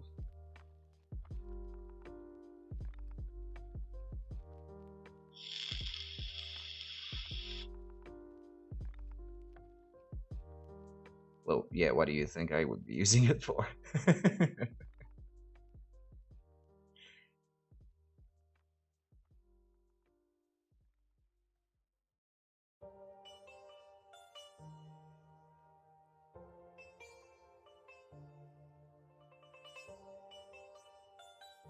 Same thing pretty much with the Instagram. So my personal Instagram is mostly full of cosplayer accounts, and the stream related account is following mostly miniature painters, except for the minis. It's kind of nice, and I talked about this at the start of the stream, that after a prolonged period of not painting, it is pretty much random pictures of minis that show up in my feed, be it Facebook or any other social media, that kind of get that almost physical itch in the hands and fingers that lets you know that your inspiration is back, your motivation is back, and it's feeding you to start painting again. So it's kind of okay to have at least a couple of groups, let's say, to follow here and there to ensure you get just a little dose of painting goodness.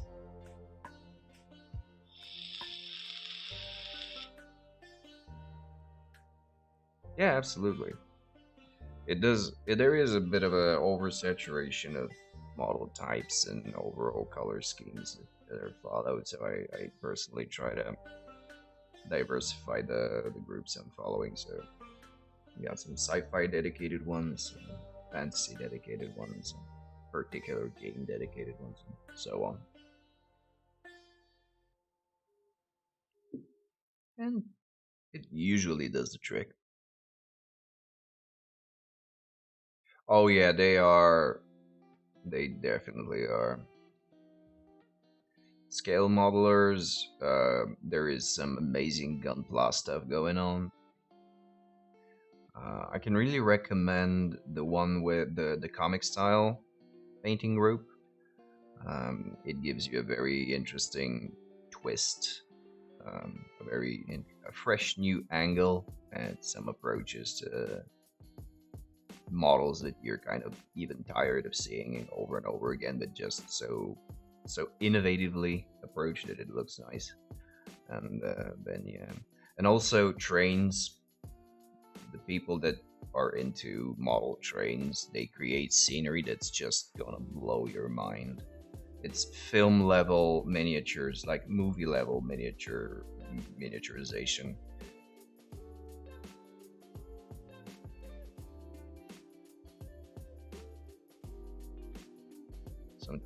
Sometimes I really have to rely on the tagline being that it's a miniature to realize that it's not an actual like forest or pond or whatever.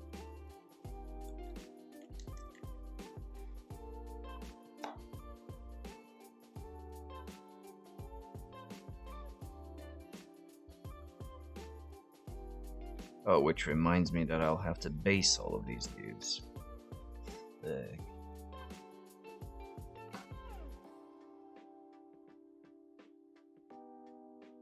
Still haven't gotten that PVA loop.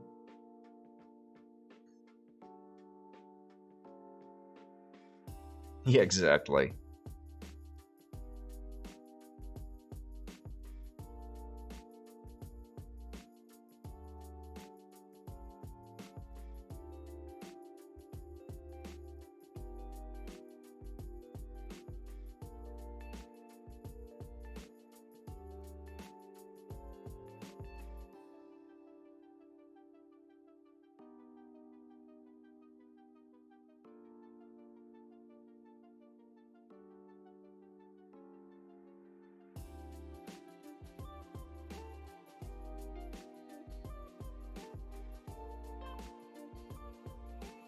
Oh yeah, for sure. But that is kind of, I mean, depending on what you mean by, well, which aspect of immature you are addressing, because I personally associated with keeping the imagination and stuff like that.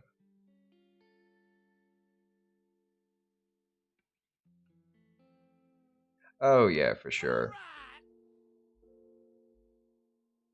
Allah News, welcome. How you doing? Oh yeah, yeah, yeah. And we are constantly adopting tips and tricks from them.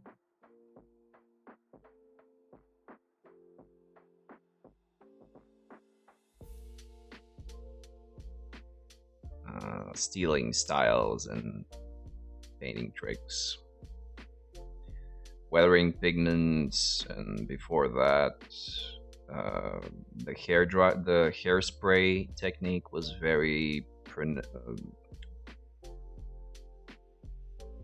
much applied for weathering and chipping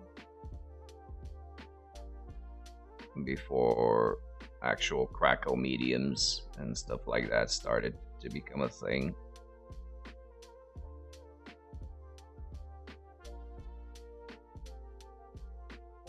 Washes as well are directly influenced by scale modelers.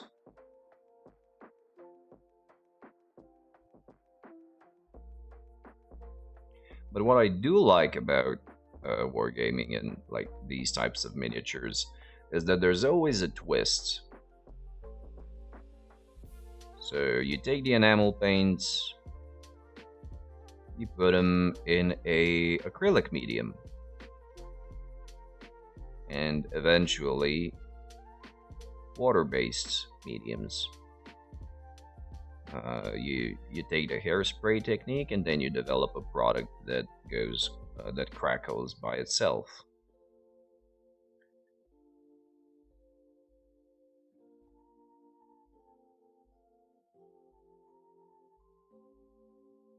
And yes, that too. So we have a follower who is into scale modeling, and while I'm amazed at how realistic he can get things, he's always wondering why I put multiple layers and trying um, to build contrast through layering in different shades of the color instead of just slapping the color and the shade and the wash over it and stuff like that.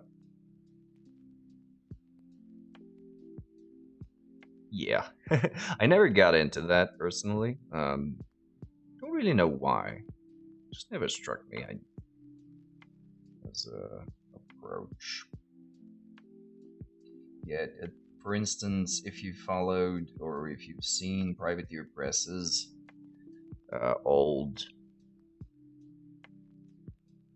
uh, tutorials, Dallas, who was their main painter then, he almost worships the two brush blending approach, and that is almost entirely done with saliva.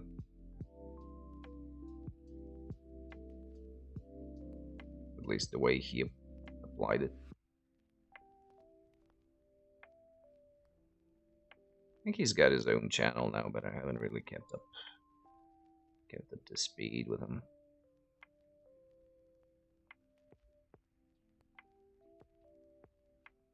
Yeah, exactly. Same guy. I really like him though.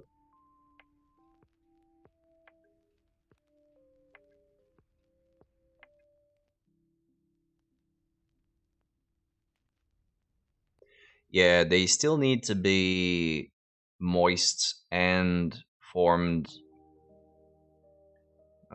into a point before you try and stick them into the plastic caps, or else you will get what you're referring to. The easiest way is when you've washed them off and moist. Yeah.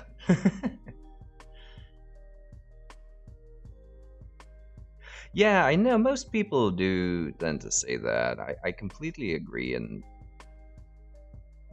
can understand that. It's just never been my thing.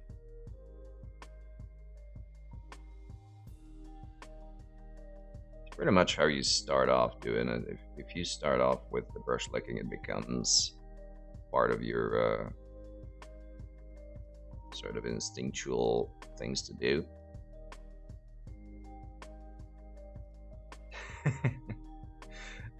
Well, no, because when you're thinking about what you're gonna paint next, and like these little chaos so painted you. Well,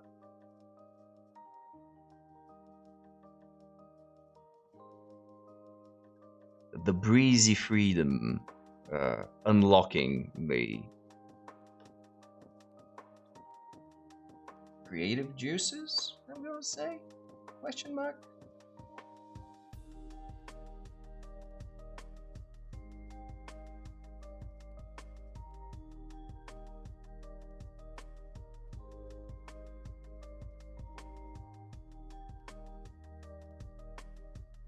Well, you started it.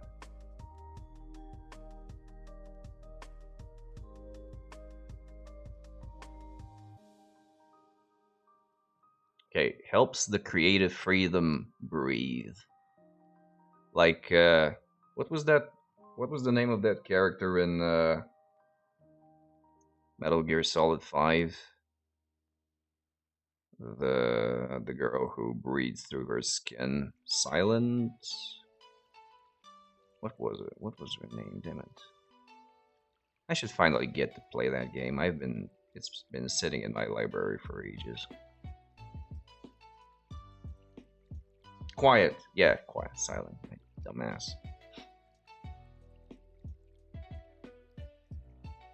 So yeah, maybe it's like that, but just for creative inspiration.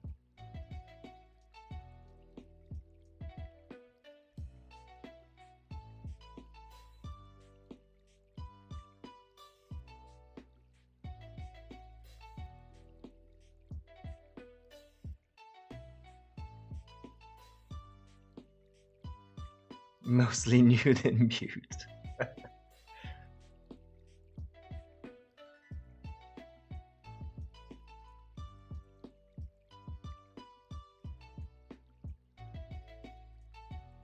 I don't know, for Kojima in particular,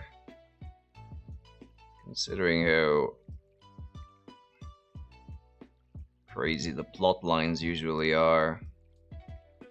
I think he would rather prefer to stick as much crazy non sequitous dialogue into his characters as possible, so I'm not sure that mute being mute would benefit him.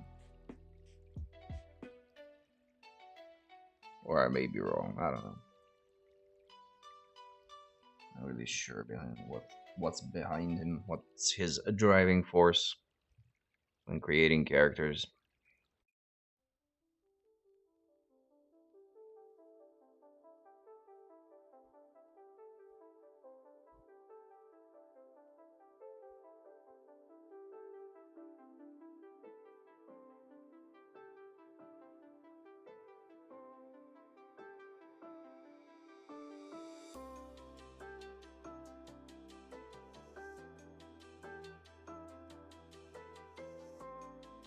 Yeah, exactly. I think most of his stuff is like that.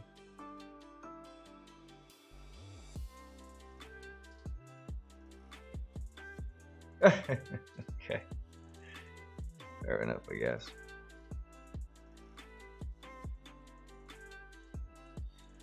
Yeah, I've never actually played a Metal Gear game ever.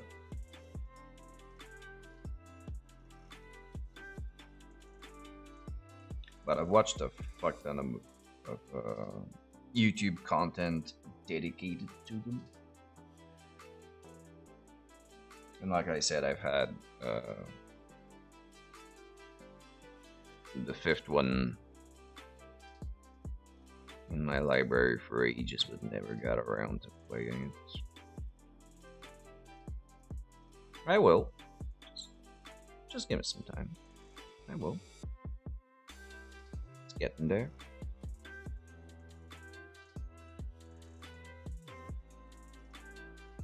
Hell, I might actually stream it because it's kind of grindy enough so that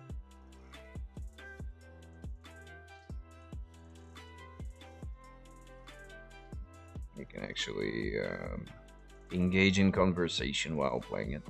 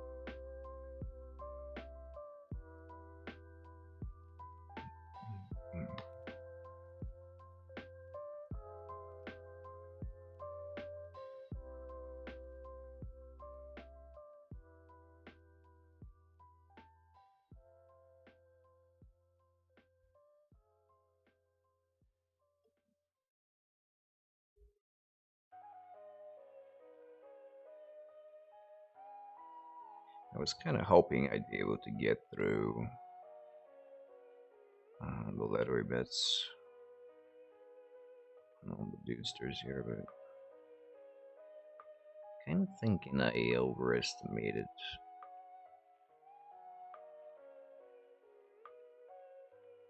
what I could achieve within a stream's time.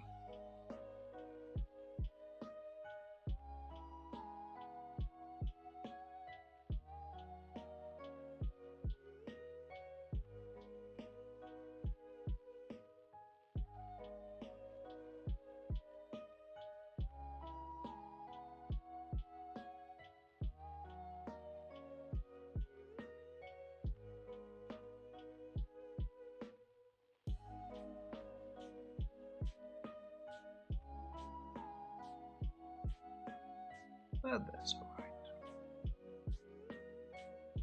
Still progress.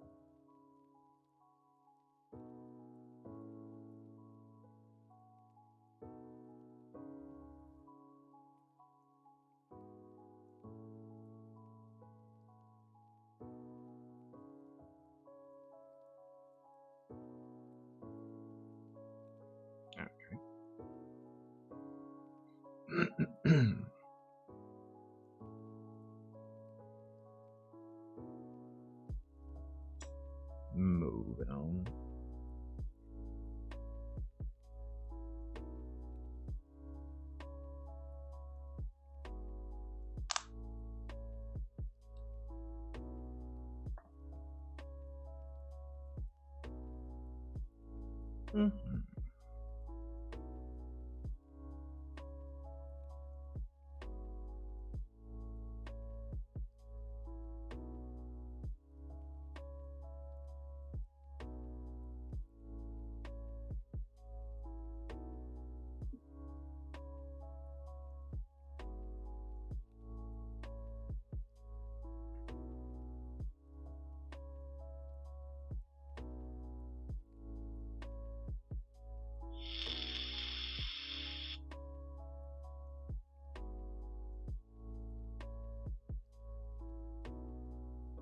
I'm still trying to push through the last dead space, but it's kind of getting to the point where I've almost completely lost interest in it. So it's gonna be a bit of a will-based push to finish it up, so I can, with a clear conscience, move to something else. Meanwhile, I've been getting stuck with the minis, and I kind of want to paint a little bit more while not streaming.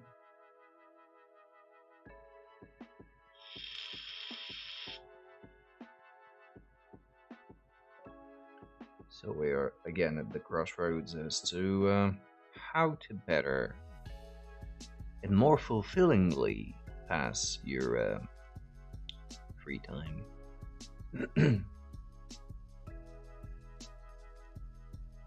And it's a good problem to have, tell you all.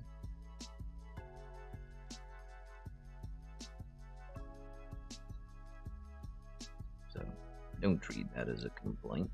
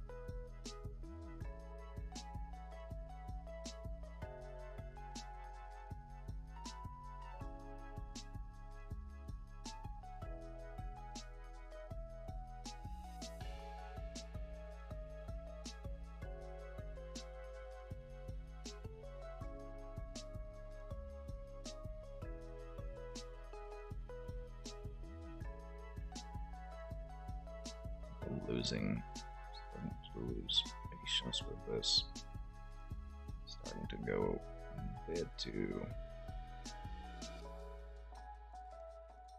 floppy with the scratches.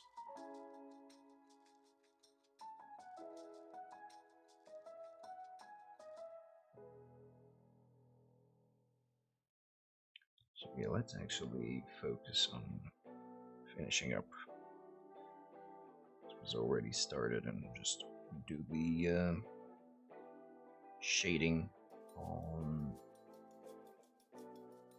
the two dudes I did manage to texture out.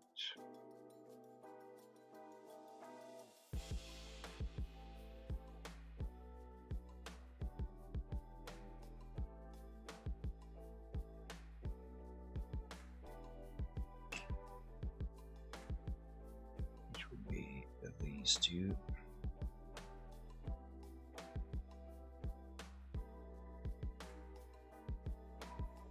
Yeah, I always try to poke at it, even after the wet pellets dried out. I regularly try to poke the paint with a moist brush just to check out to see if any pigment will come out.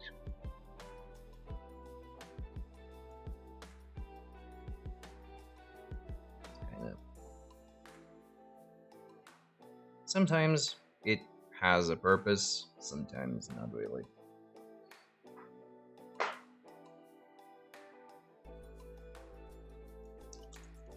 And yeah, even less when you think about it. Because that sort of stuff is, I think, only applicable if you're painting really large model counts. When you dig into a single model or just a few at a time, it really doesn't matter. You're still gonna get a lot of time out of your paint.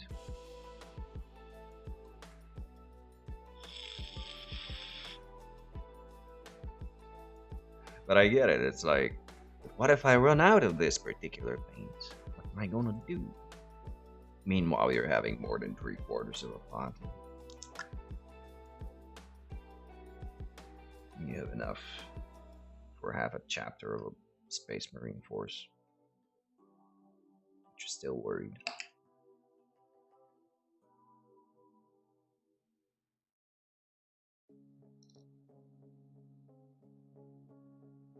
Yeah, same.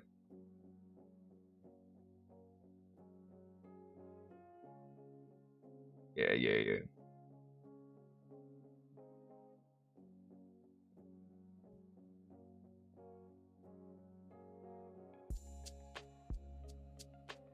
And the funniest thing is when it's actually some sort of a mid-tone and you have both the highest color of it, the highest value of it, and the lowest. So it literally wouldn't matter if you lose this particular single in-between intermediate shade, because you can easily cook it up again from what you have.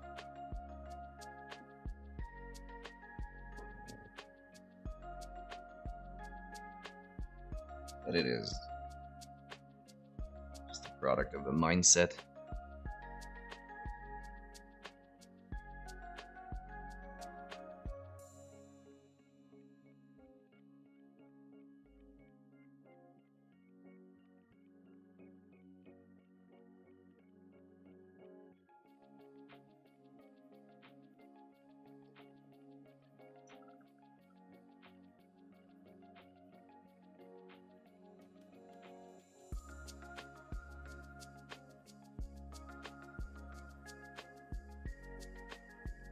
And even now, when I'm actively trying to use up most of the Citadel stuff that I have, so I can move on to, so I can switch over to the Procrels,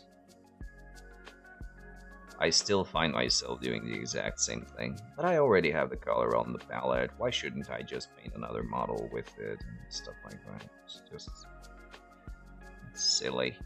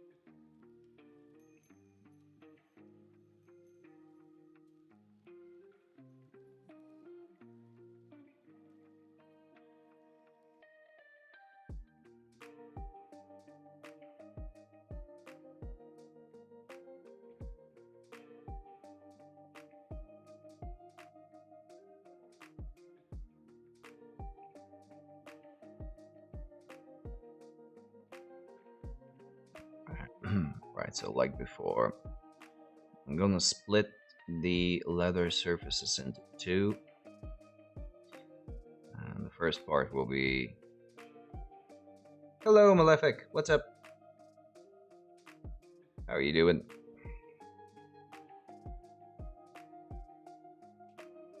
And the first part will be in Agrex Earthshade, and the other in Carroburg Crimson, just to add a little bit of variety.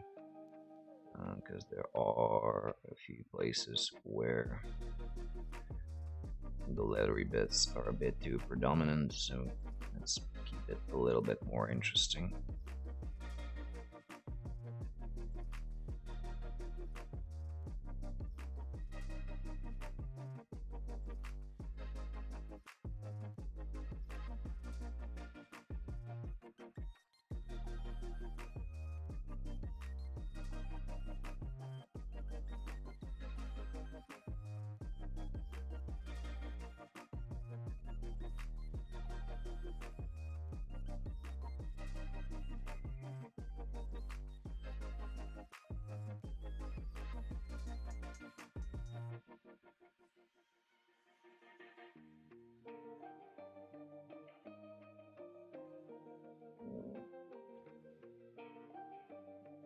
Even though I got mahogany as a color by Proacryl with the explicit intention to use it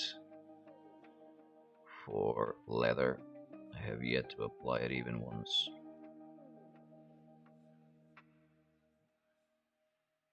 Because I still keep trying to get through most of the Citadel stuff.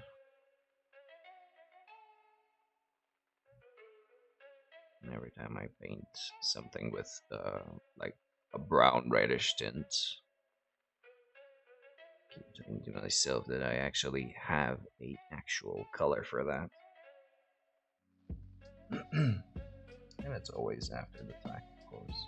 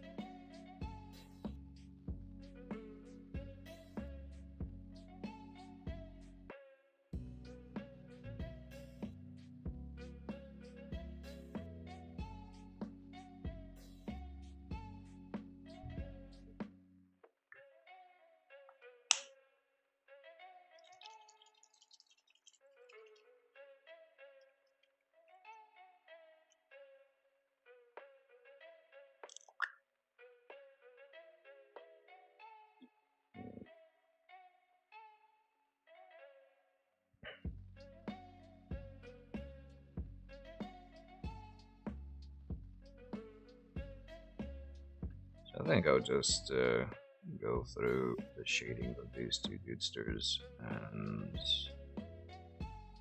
then we'll probably call it. So, if you have an idea for someone to raid afterwards, please let me know, or else we'll just see who's on and make the decision on the fly.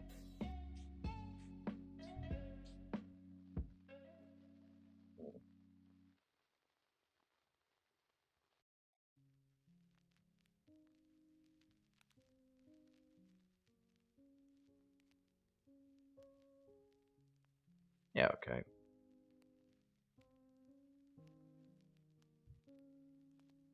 Yeah, no worries, dude. Just putting it out there in case anyone has any preferences or ideas.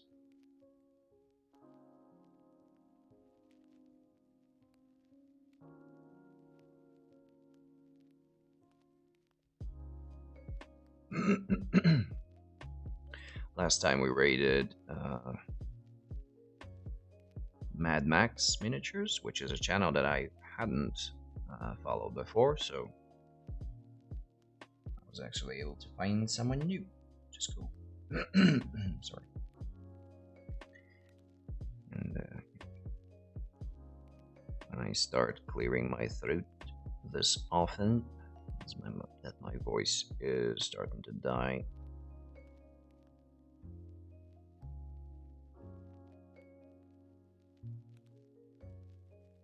My socializing capacities are reaching their limits.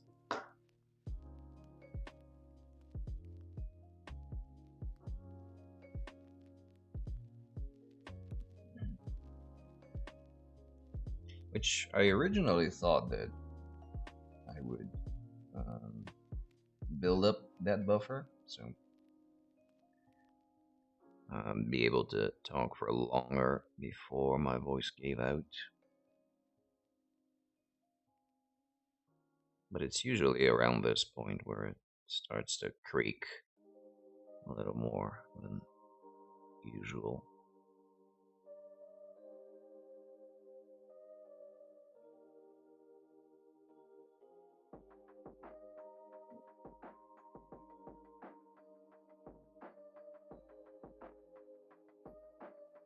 And that's considering I used to both uh, teach at high school for a very, very brief period and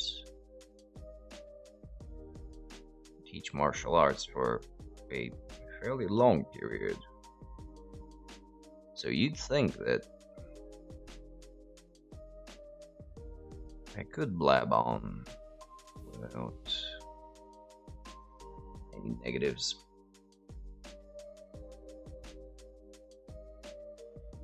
Apparently not the case.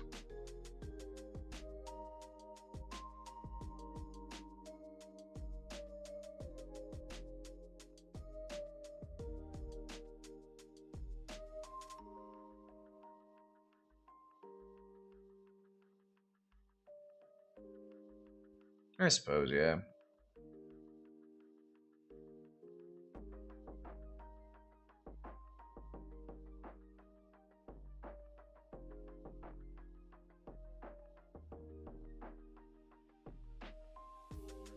Maybe I should start doing warm-up exercises. Though I think that'd be a bit much.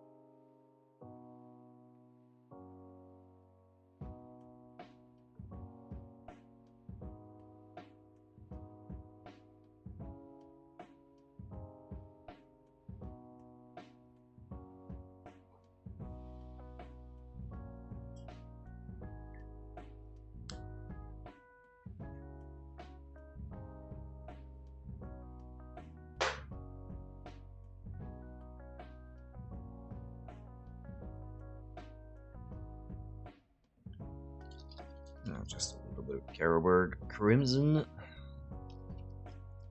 We ought to be dunsies.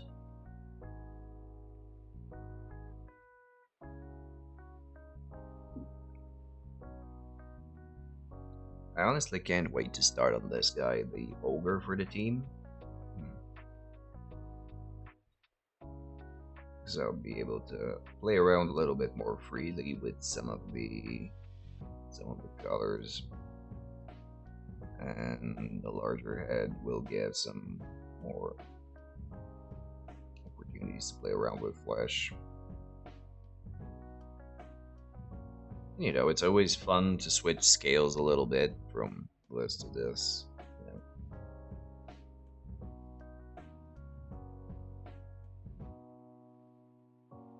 And I do like ogres in general. Like, I don't know what it is, but just cool models. That missing tooth, yeah, or the space in between. I thought initially that they were trying to emulate someone like give a physical resemblance, let's say to Schwarzenegger or something. But that's pretty much the only discerning feature. I don't think that we're going for anything more than just the idea.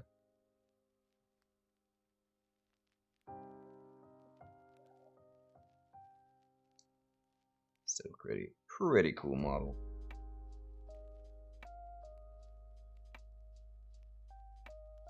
Vinnie Jones, a little bit, yeah. Yeah, you could make that argument, couldn't you? Watched Eurotrip again last weekend, so the image of Vinny is fresh in my mind.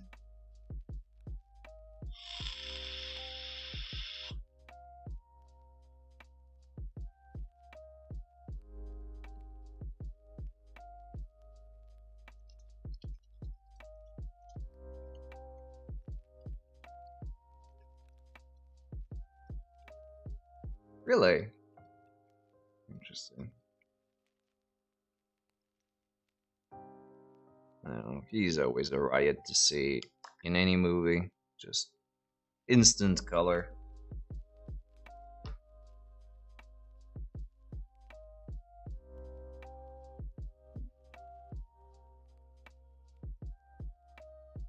It's out because he's always playing the same type of character,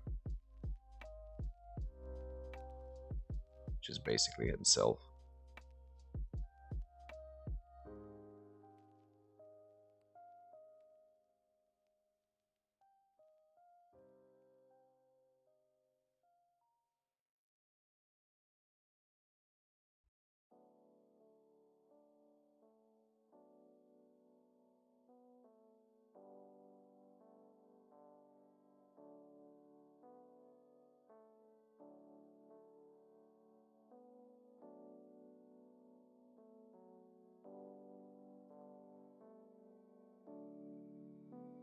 Gallivant? No, doesn't ring a bell actually.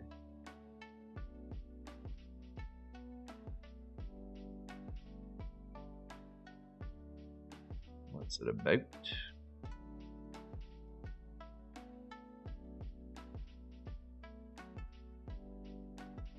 So I am on the prowl for something to binge.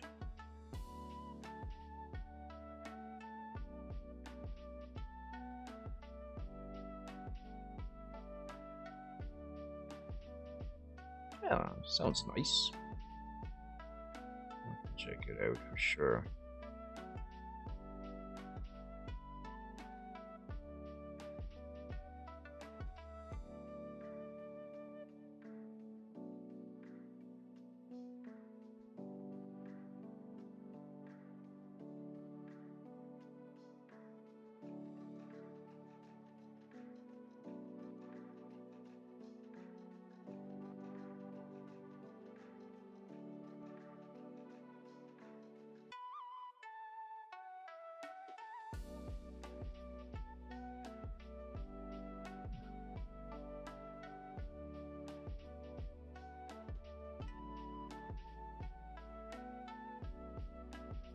Saving his right to be.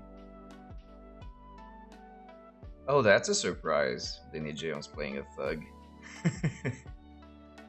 Chainmail curtains. Oh my god, I can actually picture that.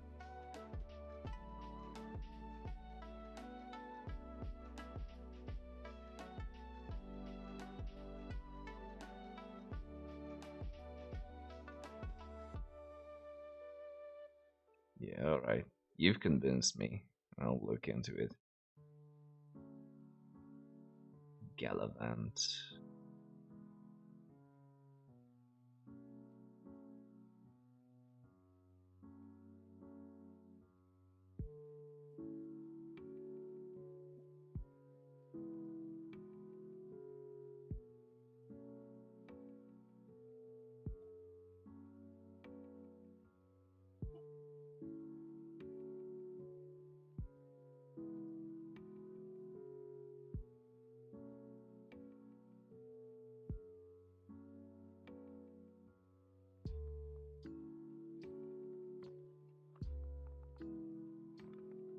I doubt it's on Netflix though. I'll probably have to look for it.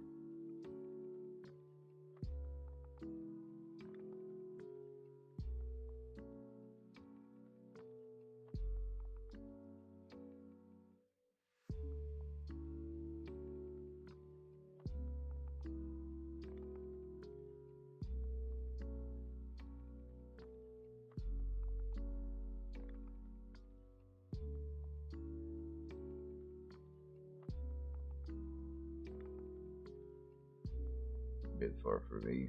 She's 90 pounds. I wasn't skinny. Got this. Oh lord, alright, alright.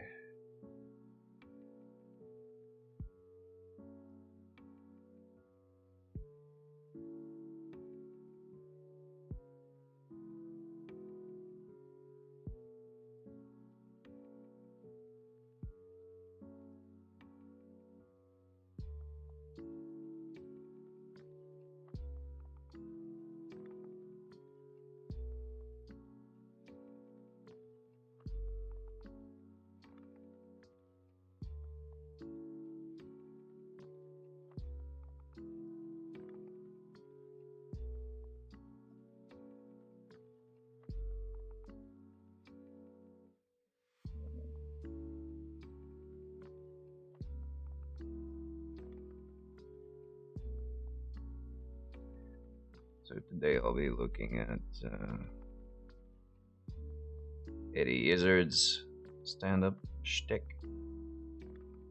and then I'll look for Gallivant, and that'll probably get me through the week.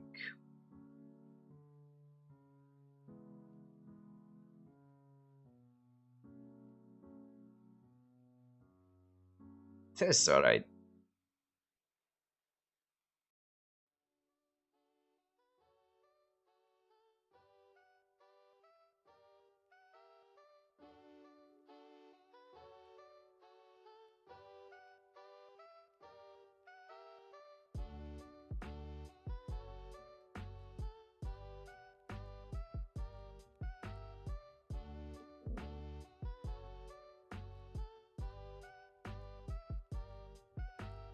Yup.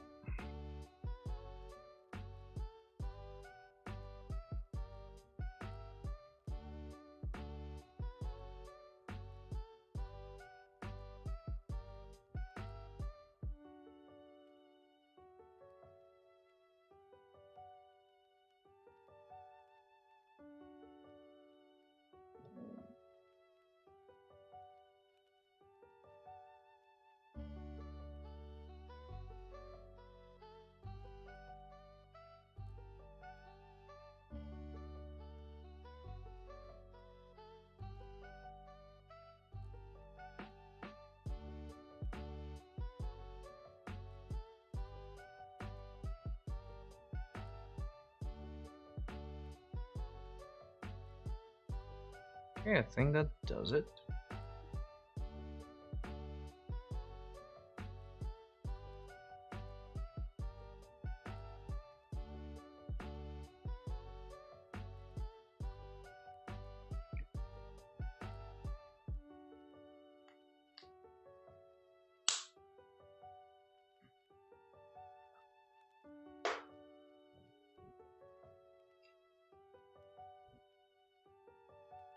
Alright, so I am officially done for today.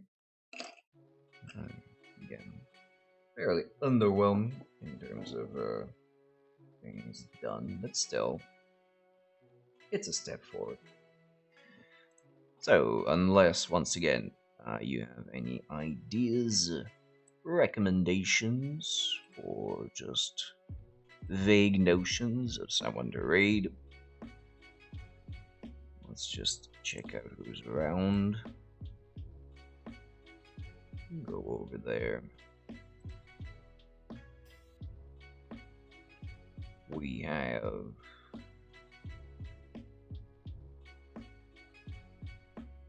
Rymius, Mad Max. We rated them last time. Electrous Eve.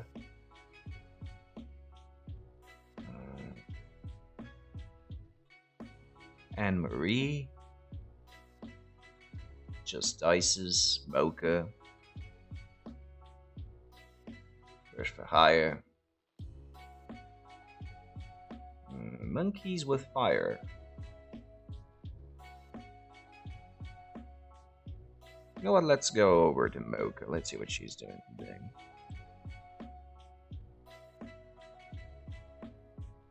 Ooh, she's actually painting a cool rhino.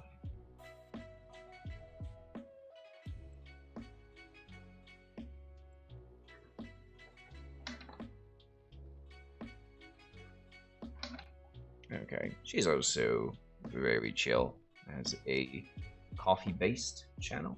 I guess you'd get a coffee-themed channel.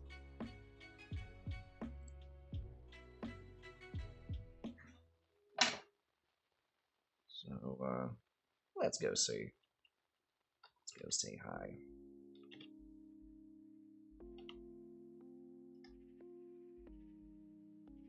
In the meanwhile, thank you for sticking around, joining, chatting, painting, or even if you were to just keep the stream on in the background, be it visual or auditory.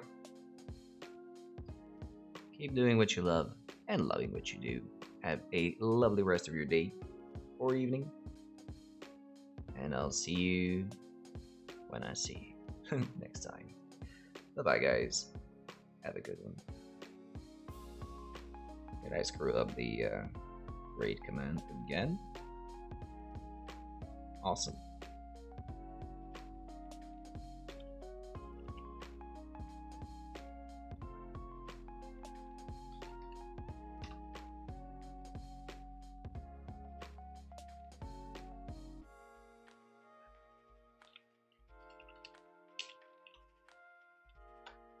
There we go.